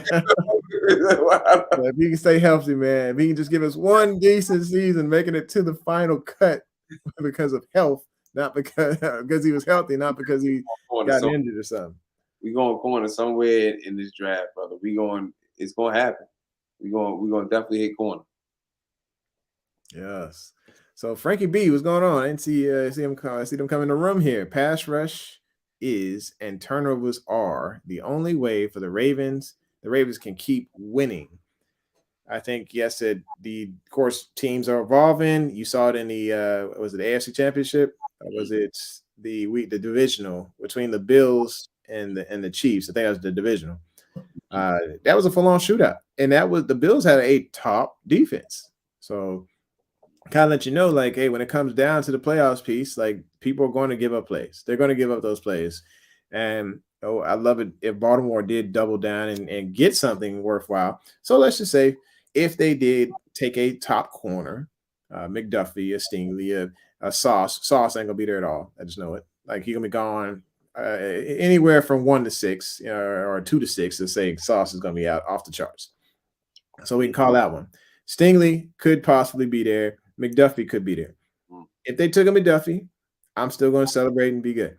If they take a Garrett Wilson, I'm probably going to lose my daggone mind. The rest of this hair that y'all see shining over here, it's going to fall out. it's going to be falling out for sure. Because I think that's not a need, and I think they will probably – it's a full-on like, hey, this is an irresponsible draft for EDC, and maybe he was drinking and chasing some kids around and then called the wrong person and said, yeah, draft him. So that's just me. Let's see. So D said he had to step out for a couple of minutes. How do we feel about Ajabo if we had an opportunity to get him? I'd say based on the injury and rehabilitation time, making sure he's good to go. If he fell to one of those 2 third-round picks, which I doubt, I'd like it. What about you? I think he's gonna go in the second. Yeah. I don't think he's gonna fall further than that because of that injury. If we go Davis, we go Kool-Aid Man first round, I won't be mad if we get a job on second round. Wesley, did he sign his tender? Oh, yeah, you're right, Frank. Wesley is still there. Yeah, it's like he signed a tender. I just don't remember what it was. He's on there. So we got 5. We still need another cornerback. We ain't got nobody top 10. Nope. Yeah, we definitely need something. Other than the 2 old pros on the outside. You know, I think All pro Marlowe. Yeah, I think Brandon is going to develop into something great, but we still need another corner, man. We need instant, like, instant oatmeal over here. Yeah, last thing we wanted to do is rely on Seymour and Khalil Dorsey again because they got torched, and we don't need that again. Then there's Kevin Tolliver. Nope, not at all. Not even a little bit. Yeah. Robert Jackson. No, thank you. Yeah, we're good. Yeah, we definitely need corner. Corner would be something I wouldn't mind seeing going after in the second round as well. There's a lot of different things that we need depth on, Hosea. We definitely see that. Tell you what, this is what's going to show me something. If we don't extend Marcus, which I hope we do soon, if we don't extend him before the draft, I think we're going to definitely draft the corner first. Yeah. You know what I mean? Because he only got 1 year left on the deal. Unless they're trying to wait and extend him during the season to see how healthy he is. But he said he's going to be healthy by July. He's ready to go. So, he's been training. You know what I mean? Mm-hmm. All right. Lisa Ann says, when we go to Super Bowl 57, I'll be a happy girl. I know that's right. Oh, that's right. Speaking into existence. Mm-hmm. Speak it out. All right. So Adit Mahmood says, or Mahmood, excuse me. If we need a center in draft time, one name to watch out for is Brock Hoffman. Also looks like Mahomes could have kept Tyreek in KC if Jake from State Farm told him about it. You were wilding, man, wilding. So I'm about to take a look up at do some homework on that center. He said Brock Hoffman. Let me make sure I circle this name. Who did he go to, Adit? I don't even have that one on my list. I think there were some sleepers. Nope, not on this list. I'll have to take another look at that one. Brock Hoffman. He said Sauce. Sauce ain't gonna make it here, bro. He ain't gonna make it. Yeah. I know you talking about the guy from Virginia Tech. Yeah, he's solid. Okay, he's solid. He is solid, and we can find him in the later rounds. He's solid. Probably great. So get the fat guy from Georgia. Yes, we talking about Davis, man. We need Davis, no doubt. Jose said, get the LeBron. Who? LeBron? Who LeBron? I don't know what you talking about, man. Let's go. Let's see. I think we need to get into your running back list here in just a second here. So we'll take a couple more comments. So somebody tell Deshaun Elliott to bulk up and come back as an inside linebacker. I don't know if his body can hold that weight. Yeah. Some injuries he's been having. I don't know if his body can hold that type of weight, though, Reg. I'd love to see him back as a Raven. It's just right now with Marcus Williams there, it definitely creates a situation. Right. Look, you know who else? You see Jelly just signed with the Giants, right? Yeah, I could see him going there as well. Crap. I see him going to the Giants, brother. I mean, Ravens West or was it Ravens North now? Yeah. I mean, first it was the Ravens Jets. Now it's going to be the Ravens Giants, I guess. Mm-hmm. That's what I'm talking about. Frankie B. Jordan Davis is the wish pick for the Ravens. Like I said, Jordan or Tyler Lindenbaum. Yeah. Saying. No, Jordan or Johnson. Jordan or Johnson. Jordan, one of the J's. Jordan or Johnson? And they both went at one point in time. Were both on the same team together. Jermaine Johnson. He was an off-ball linebacker. That's the problem. Everybody didn't realize it. He's another athlete. Before he went to Florida State, he was an off-ball linebacker at Georgia. That's the thing. Yeah, some of these people mock drafts look crazy. They talking about Daniel Fayette coming first round to Baltimore. I'm like, y'all crazy. Nah. Absolutely nonsense. They're smoking that. They on it, bro. They getting it. They getting it. Just getting it. Yeah, appreciate it.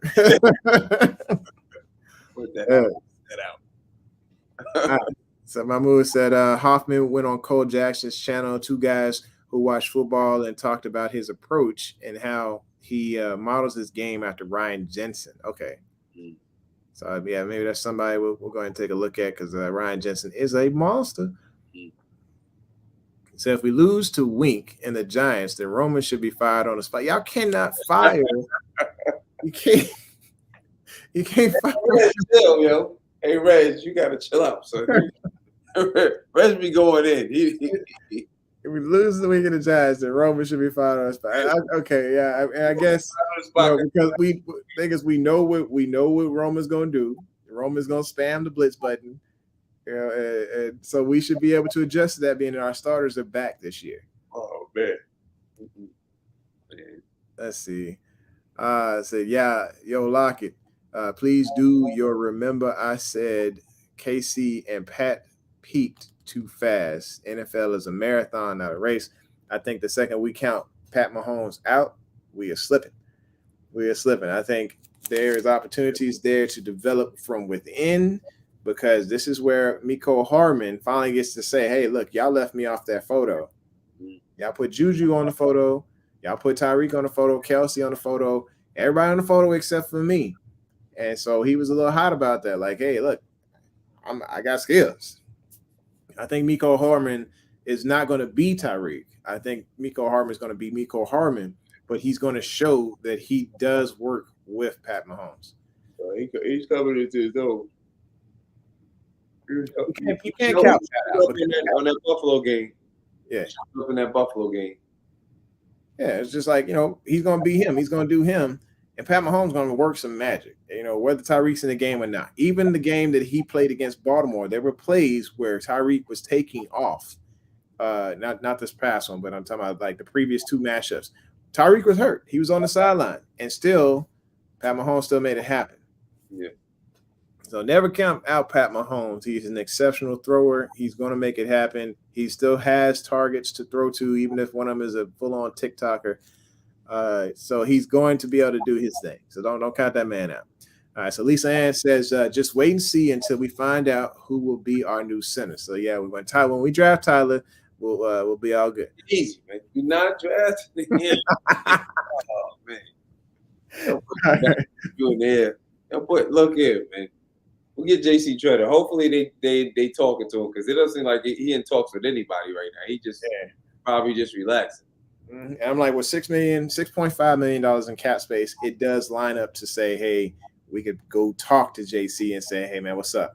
We got something that we can pull them in with. We can still got enough for pulling Arden Key. Like I said, we're gonna have to do some multi-year deals.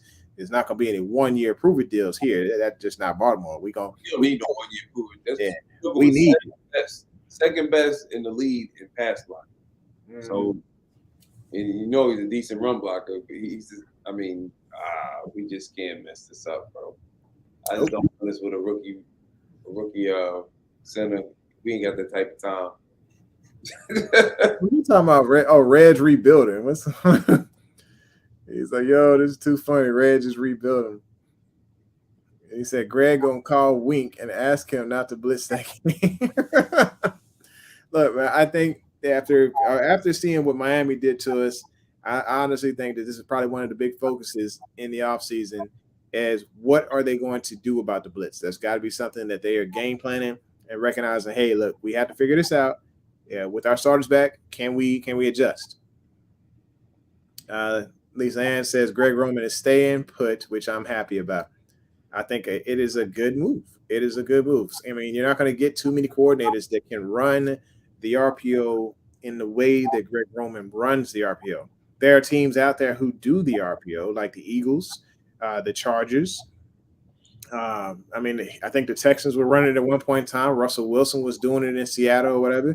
It is out there. The RPO is there. Do they do it to the level that Greg Roman does it?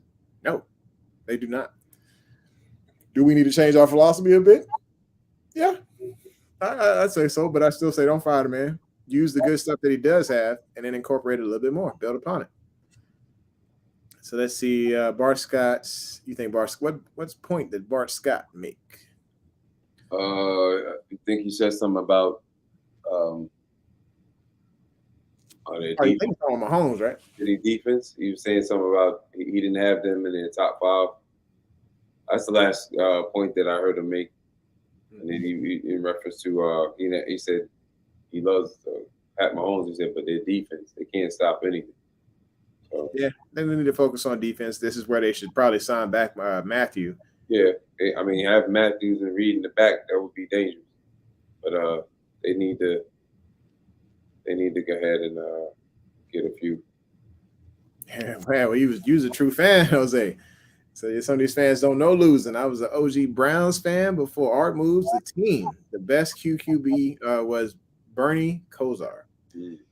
Yeah, you knew losing. You definitely knew losing.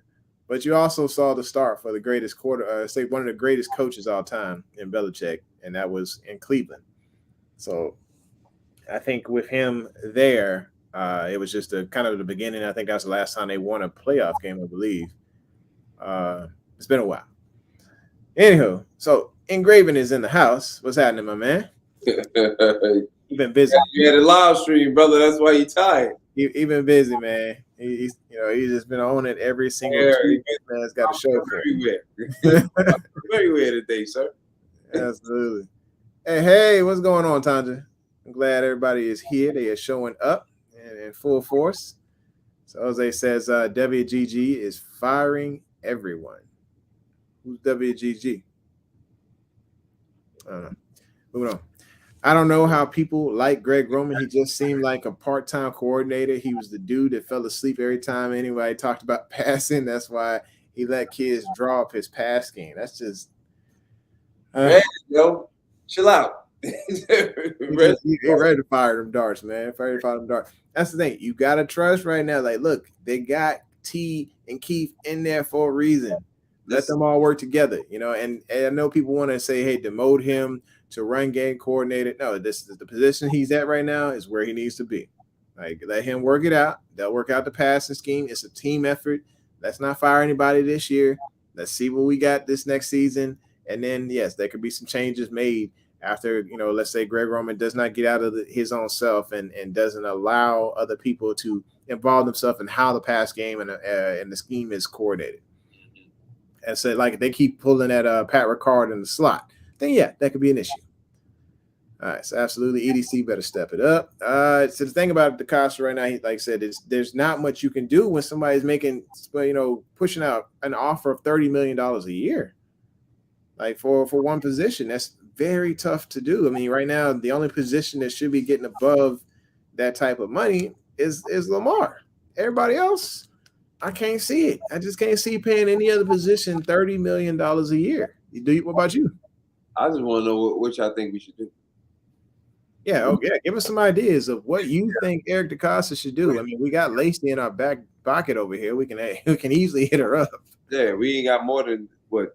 You got 7 million, the most in cap space right now, which I think we should do. Like, hey, I mean, you can only do so much voiding. I'm sure we can open up, we can restructure a couple contracts, but this is the thing, okay? If we bring in Tariq, say we were able to get Tariq Hill, what was the use of you even have? I mean, are you going to get rid of Hollywood, or are you going to get rid of? That's the move I think would happen. They would get rid of Hollywood. You're removing, it's pretty much the same type of player, more or less. You know what I'm saying? Yeah. Now, don't get me wrong. Like, Hollywood would be more the dollar store Tyreek, but yeah. I mean, and I'm not trying to compare. Like, Tyreek is phenomenal. He's one generation talent. But what everybody's looking for all these new players, but as far as receiver, we've been doing. EDC's done a great job with the receivers that we drafted. Yeah, they gotta give the man a break. They want this to the head on a spit every time somebody gets signed. Yeah, Hollywood broke the curse. We don't need to. I really don't want us to bring in a veteran receiver because I want to see them really keep going. I want to see Duvernay keep going. I want to see James Prochet keep going. Every time they had Wallace guy. Let me see Wallace. Yeah, every time they had an opportunity to do their numbers, they did it. I mean, did y'all not see the Indianapolis game? I know everybody saw the Indianapolis game, right?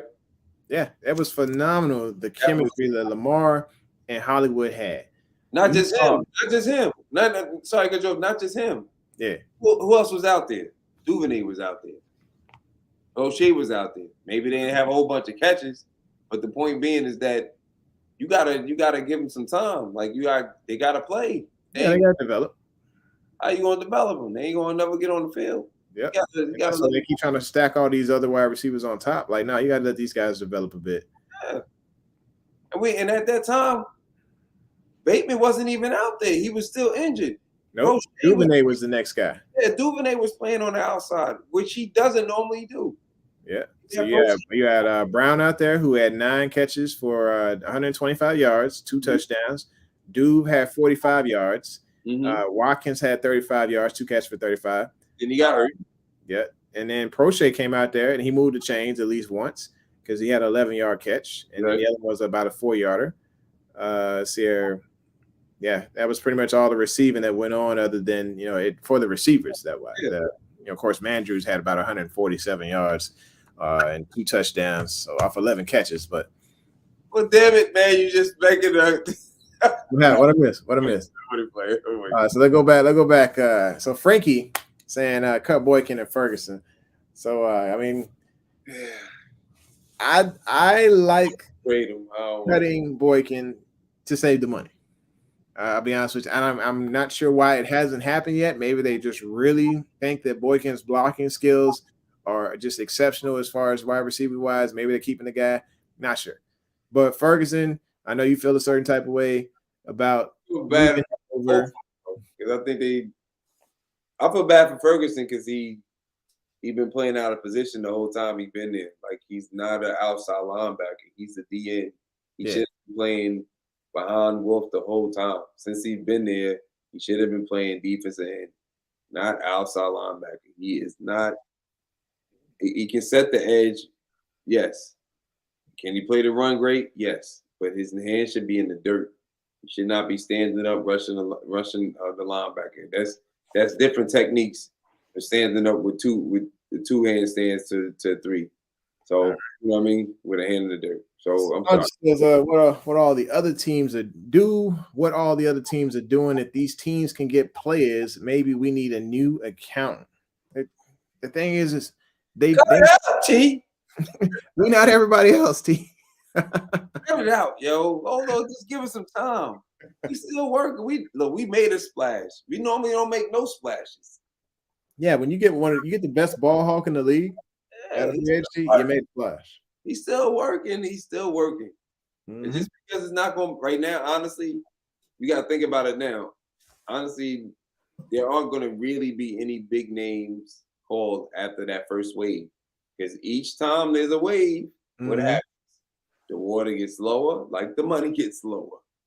Unless we making a trade, the waves are getting lower and lower. So this is the second wave right here this week. Hopefully we make a deal. Hopefully we pick up one of the guys that came in and then we keep it going. Go ahead. I'm sorry. Oh, you good? So Frankie B saying, hey, but to be fair, Hollywood is going to get better. He is. He's improving every year.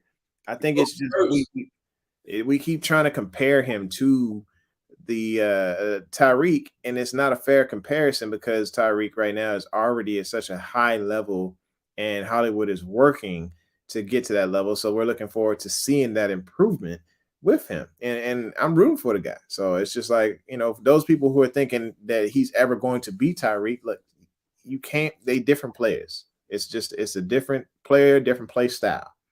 You know what, too? I think people also caught up with the fact that their offense is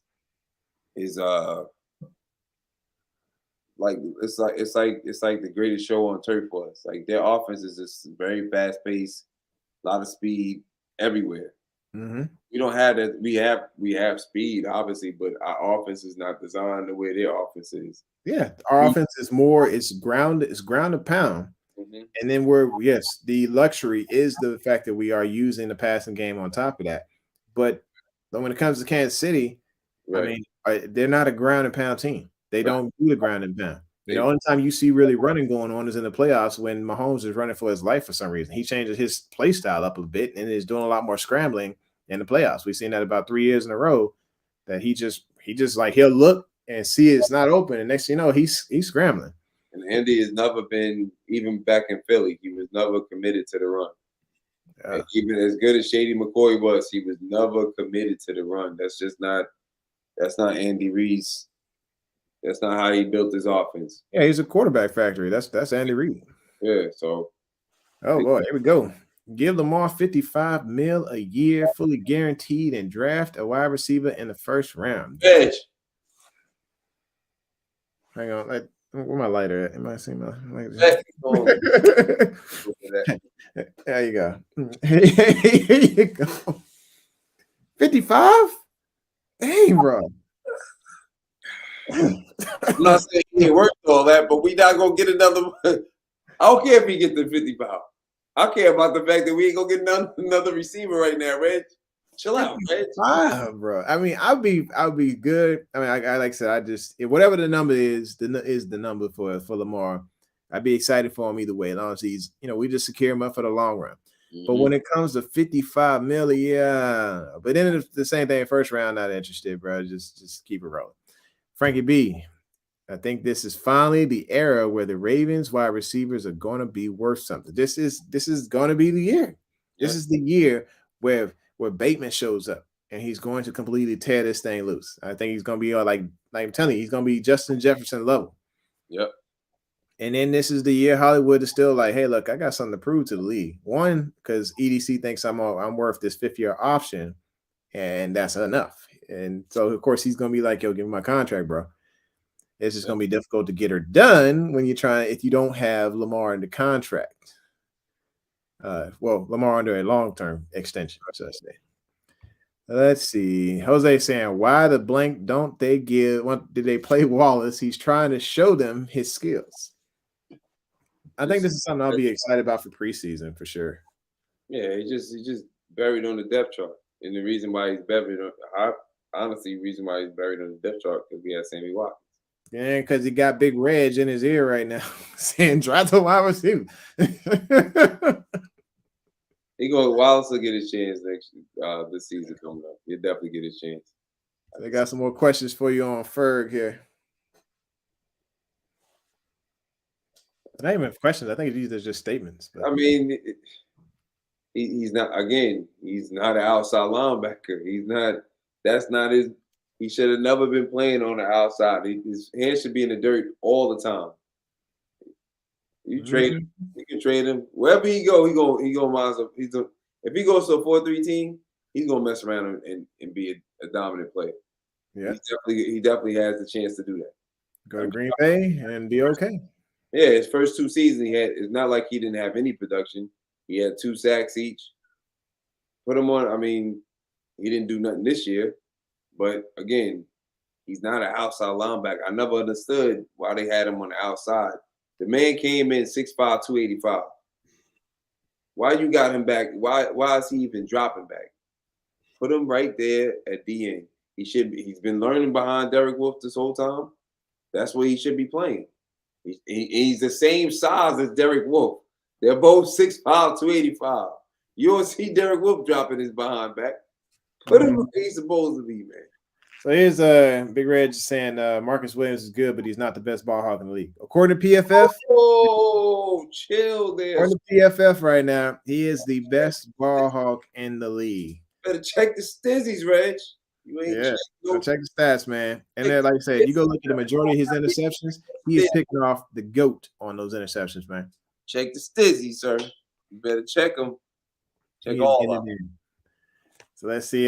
Deet saying the Ravens can use restructures in void years. I get that. That's the credit card piece that we're talking about. But at the same time, if you decide to, let's say, sign a $30 million a year wide receiver when you have Lamar on a $23 million option right now, or it's going to be a $23 million, 5th-year option, and then trying to sign Lamar to a longer deal on that, when you decide to pull out that credit card that next year, let's say we sign Tyreek to that same deal, the same exact deal, $72 million guaranteed, $30 million a year, $120 million overall. And then this first year, we decided, all right, the first year, we're only going to give you $4 million of that, $4 million against the cap. That's going to be that cap hit, but we give them a bonus up front. those void year deal or those deals on the back end plus the void years are really going to push into Lamar's contract numbers significantly. And it's going to hurt eventually. Next thing you know, we are like the Saints, sitting in the negative, hurting big time, trying to figure out how we are going to sign players or roll contracts back even more. This is just extra work that doesn't need to be done when we can be responsible for now. And then it's going to pan out a little bit better and put us in a better position to where if we want to reel in a decent sized fish later on or sign Hollywood back to a new deal, if he proves himself worthy of it, then it gives the opportunity there. Let's see. Frankie says 1,500 yards next year for Hollywood, calling it 1,500. Oh, I was going to say 13, 12 maybe. I like it. But I think, with all the babies to feed, I think, 12 to 13. Mandrews, still goes up to 1,000. 12 was still good. Yeah. We had 12 this year if he'd have missed the 2 games. That's true. I think that could have definitely been a possibility. And 100 catches. And he'd probably been in the Pro Bowl. Yeah. So hey, Big Reg, honestly, since we keeping Greg, it doesn't matter what receivers we have. The scheme is just going to have them hugging each other anyway. Hold on. Can I say something real quick? How you got 91 catches you ain't even considered for the Pro Bowl? I don't know. Might have been definitely a snub, man. Definitely a snub. Nobody thought about that? Like, as many shots as people take at Hollywood. He had 91 catches this year. Over 1,000 yards. He still had 90, and he had 91 catches. Mm-hmm. Only thing anybody talking about is the 6 drops that he had. Yeah. So Big Reg, go to your to caveat off of what my man is saying here. Right. Big Reg, 91 catches. That's not hugging people. That's production. We didn't have no empty calorie games. Yeah. We didn't have no empty calorie games. So let's keep it 100 because the only 2 games that we had we got beat bad in, it was both Cincinnati games. Other than that, everything was down to the wire. We didn't have no empty calorie games. So he didn't play in that second Cincinnati game, if I'm not mistaken. I think he was injured in that game, correct? I think there was some games that he was out. He was out in the Bears game. Yeah. He didn't play in the Bears game. He got injured in the Miami game. He didn't play the second Cincinnati game. I don't think he played in that game. I don't think he played at all in that game. Yeah, still not to look up. Let's see. Adit says, I agree with you guys. Moneyball strategy works better now with more data available, larger storage, and faster internet. So analysis can be done fast than it was in 2001. I think he's referring to the players or the coaches and scouts not showing up at JSU. So I think that is very true. You can actually, look at a couple of videos, and I'm pretty sure somebody had a camera out there and was like, "Hey, look, we'll videotape these workouts." And that's fine. Or they came back through and they videotape some games, and they go and look at those games and scout those players. Mm-hmm. If we get an HBCU guy, that'd be awesome. I don't see a problem with it. I think it would be because they went back and looked at tape, not necessarily showing up to one pro day where everything is staged and they're not necessarily wearing pads. There have been guys that Baltimore hasn't scouted that they just they shot the gun on. And anywho, speaking of draft, let's go back into our running backs. So some guys that we want to look at in the upcoming draft at the running back position. You can go ahead and go first. No, you good. Okay, so I did 3. It's hit me at 11:30 on this side, brother. This is ridiculous. All right. I'm sorry. That's why I keep looking down. I feel you. First, go ahead. All right. So I had Devontae Price was one of the names that kind of stuck out to me. Coming out of FIU, 6'2", 215 pounds. He had a 4.57 40 time. So this dude he had good balance. He had great hands, some good yards after contact. But the thing about him, he kind of runs funny. I don't know if you ever saw the tape on this guy, but he runs high. He doesn't run behind his pads. Devontae Price. What's school? Out of FIU, Florida International. No, I didn't. I never seen him play. So he's got good cutback. And some people were saying some Marshawn Lynch stuff. I was like, no, Marshawn trucked people. Marshawn was ready to be about that business and definitely ran behind those pads. but his overall change of direction needs some work, and he needs to add a little bit more weight. 6'2", 215 pounds. Like I said, he just after contact, you can see him do a couple of things. But great hands. You can see one of those receiving running backs at 6'2". I don't know if he gained a little bit more weight. This would be one of those guys that nobody wants to tackle in open space. So the next guy I had was Damien Pierce, another Florida guy. So this is Florida University. 5'9", 215 pounds.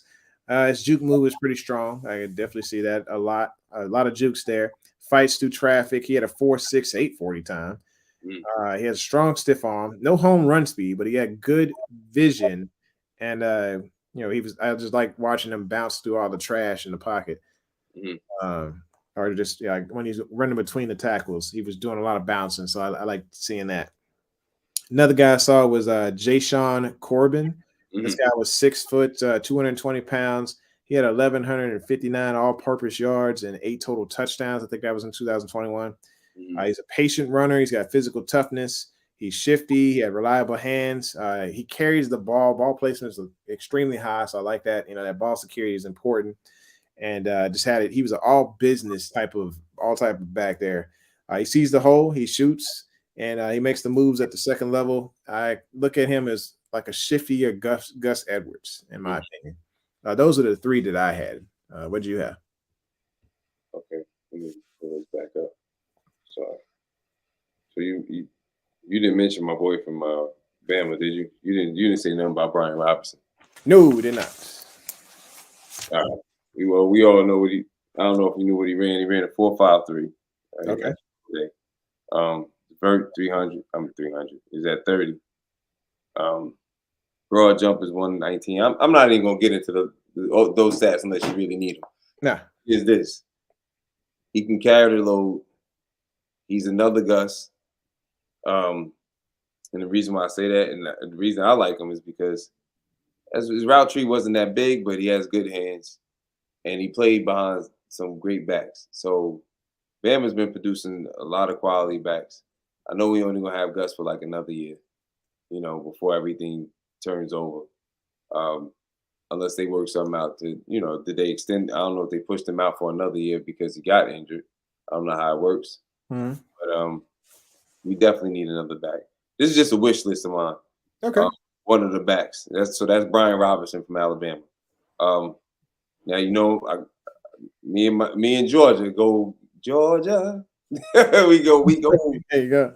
On there because that's what my family is. So I've always been a Georgia Bulldog fan, but I'm really a big University of Miami fan. But James Cook, all right, 5'11". He's what I think we need because he's different than anything that we have. You understand what I'm saying? Like he doesn't. I think JK can give you the power. I think Gus sometimes can be shifty. I think all of them can catch, but Cook can run. He can be a receiver. He's just that good. He's a scat back. He ran a 4.42. You say if you saw the championship game, you saw it was like one cut and he was gone. He was taking it to the house on that 60-yarder. You're not catching him. Once he gets to the outside, you're not catching him. But he definitely has what I think we need because on third downs, even if we only use them on third downs, you still have to worry about the run because he's just that good. Coming out the backfield, he's that good with his routes. And he's 5'11", so he's not a shorter back. He's actually fairly tall. I think he's taller than his brother. And apologies for a second. Big Reg he was just saying good night. So say good night to Big Reg. And good night, Reg. Definitely have a good night, man. He's saying always remember in life was what you make it. And it's not what what's been given to you. For those of y'all who came in late, Big Reg saved somebody. He saved a young lady. Unfortunately, her husband was lost in a car accident. So shout out to Big Reg for his heroics, and definitely keep him and that family in the prayers. Prayers going up for you, brother. I'm sorry. You good? Keep going. Next guy is Pierre Strong Jr. from South Dakota State. He's a fly. He's another fly like James, but I think he's a little bit I don't know. He has the capabilities of being every down back more than James does. Mm-hmm. And I say that because he has the size. He's sorry, lost my picture. He's 5'11", he's 207. So he's he has a little bit more muscle on him than Cook does. 4.37 with speed. And He's got good pass protection. Oh, he's pretty. He's every down back. That's one thing. But let me tell you something. He took. I don't know if you saw the Senior Bowl. Yeah. He took the screen 60 yards. What? 60 yards. I think he had something to prove because they were saying he had hands like feet. So yeah, well, he showed everything.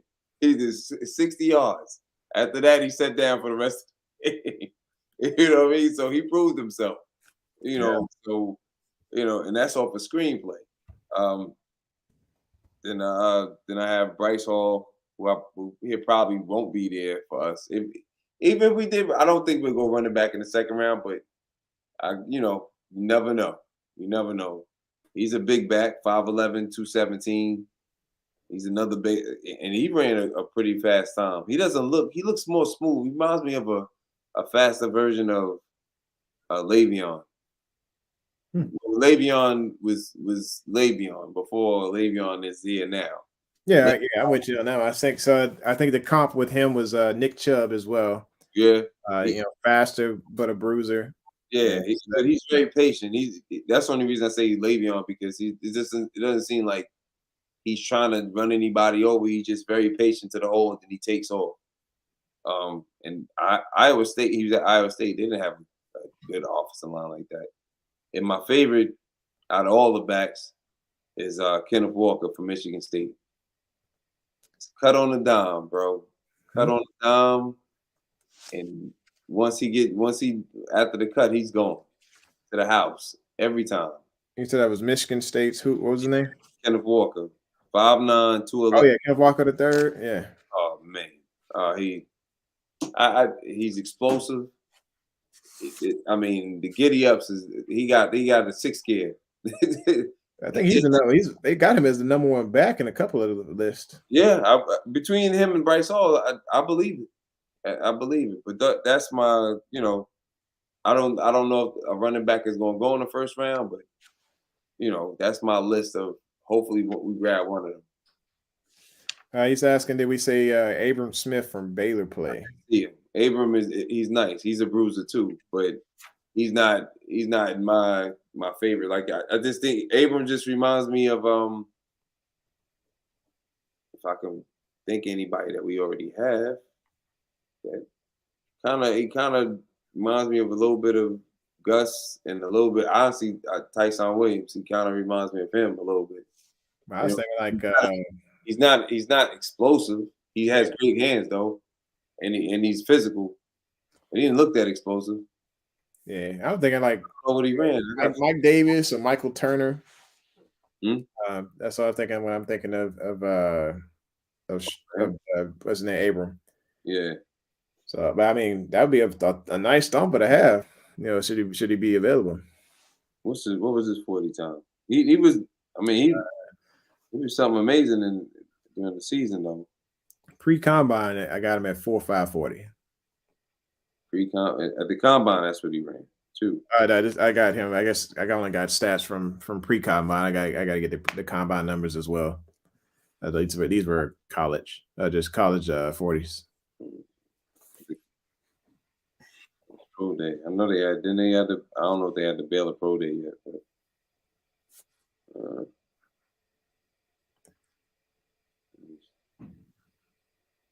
so they said he's more brawn than yes. Yeah, he ran 4.48. Go ahead. I'm sorry. What happened? You say he ran a 4.48? Yeah, that's cool. It sounds very close to that 4.5. Yeah, so he had a good time. Yeah. Well, go ahead. What you saying, bro? See, Frankie B says, wait, are y'all talking about running backs? Would you would take in the second round or just in general? Just in general, not in the second round per se, just in general. We just know that first round, it ain't gonna happen. Yeah, absolutely. Yeah, we ain't going to running back first round. I don't know what hopefully nobody's in here smoking that same stuff Reg is, thinking we're going to go with that type of player that in the skills position. Yeah. I think it's going to be trenches, to be honest. I just have that feeling it's going to be trenches unless it's corner. Yeah. Like you said, if McDuffie's there, it's a conversation. I'm pretty sure that somebody's banging the table in the room saying McDuffie if he's there. And then, of course, somebody's saying Kool-Aid Man as well. So, well, the biggest thing is that I've heard Kool-Aid Man going early. I haven't heard of McDuffie going to go earlier. Then he's going to go in the top 15, the latest 16, because he can play outside and he can play in the slot. You got to think Houston, they got so many holes that they need to fill, and they're sitting right in front of us. Who knows if McDuffie may go to them? Who knows if Stingley might go to them? I know they probably going to draft the corner.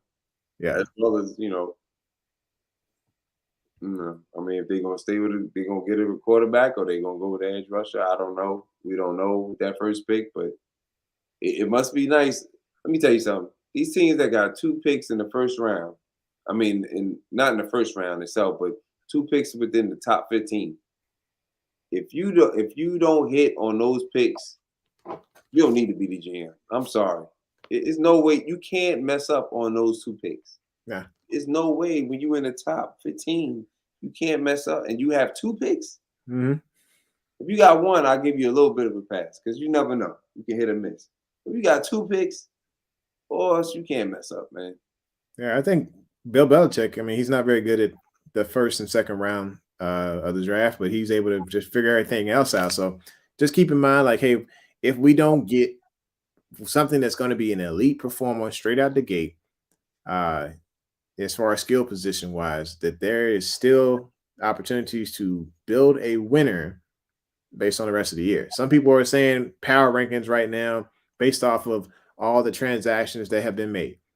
And don't get me wrong, the AFC West looks like the toughest thing since I don't know. It is extremely amazing what Las Vegas is doing right now. And it looks pretty good with Denver and how they look with an exceptional defense and Russell over there. Kansas City looked like they kind of fell off. But ultimately, when this season starts, all these signings, all this money will not matter. It is what you do on the field with all those pieces and how they mesh well with each other. Some people don't fit in other team systems. This is the scary part. People keep saying we don't need those that have said that we don't need Davis or because of Pierce. And it's not a knock on Pierce. If Davis gets down to the Chargers, I'm gonna be and Davis and Khalil Mack. Good gosh. Wow. Yeah. That's the dream scenario. We supposed to have our defense. That's what our defense used to look like. Like used to be, you gotta be nervous. You had Nada in the middle, you got Suggs, you got Ray back. Like it's layers. Like that's how you build layers. We build it. We got young kings. We got layers. Queen is gonna be a monster. He's still developing. He didn't play linebacker all his whole career. And I think they recognize that this is a will. He's a will. Yes. He's not a Mike. Balled out. When Mike Tomlin is saying, I think Queen is the best linebacker in the division right now. That's saying something because he don't just give compliments just to give compliments. And he got some dogs there. That's crazy. And you're right, Delicious. I have that feeling too, but I'm praying that you're wrong about that feeling because, man, we need Big Baby. And like if Big Baby's gone, you already know what we need to do. Kool-Aid Man. Up in there.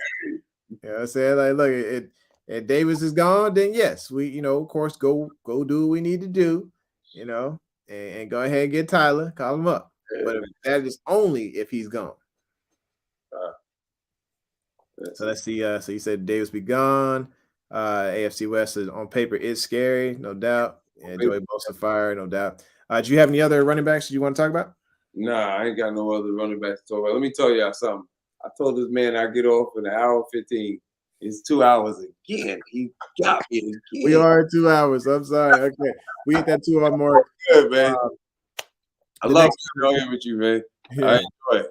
Absolutely. So the next time we do this show, we should be going in on tight ends, I believe, and then corners, because I don't think we talked. Have we talked corners? Yeah, we did corner. That was like day one. Okay, so we should probably do tight ends. Defense is covered. We covered defense.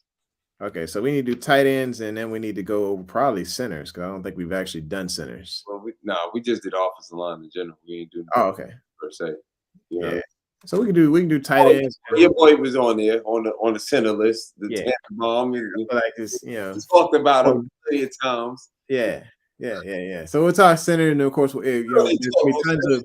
We talking the center. You don't even know what's it anyway. It's fan up here with the center. So we know it's transactions that are going down. Oh, I want to give you all a heads up, just so y'all know. I appreciate all of the transactions that were made to donate to the church. That for my stepfather, we were able to get those funds from YouTube, and we donated $100 because, like I said, YouTube takes their funds too. We donated $100 to my stepfather's church, so I appreciate everybody who was able to make those donations, and that was just great. It meant a lot to him. We're still building. We're finding other resources in different ways. So, like I said, going forward, if y'all want to make any donations, whatever, we're going to take those proceeds and go ahead and donate them to the church rebuild for the Mount Carmel Baptist Church. Check out the other videos. You'll see that there is an actual video and a GoFundMe that goes along with that. All right. So let's see. We'll read like 2 more comments, and then we are out of here. So y'all fire, love the knowledge. Y'all bring actually scout and know what y'all talking about. Yeah, I appreciate it, man. Like I said, we love to do our homework on it. We got to look at the tape ourselves. Sometimes it's out there, and sometimes people aren't seeing what we're seeing. Some people are going to disagree with what we have to bring to the table, but that's just what it is. When you bring original sports perspective from our couch to yours, sometimes it doesn't match up what everybody else thinks, but we march to the beat of our own drum, even sometimes if we disagree, but we love what we do here, and we'll keep bringing this original sports perspective to you, man. We love y'all take care, have a wonderful evening, be safe out there, and definitely be safe on the road, because obviously if there's accidents that are being experienced everywhere, you need to keep your head on the sliver. 2 claps, fade to the wrap, folks. Peace. Introducing the Couch Rider Raven Report. Let's go. Ravens.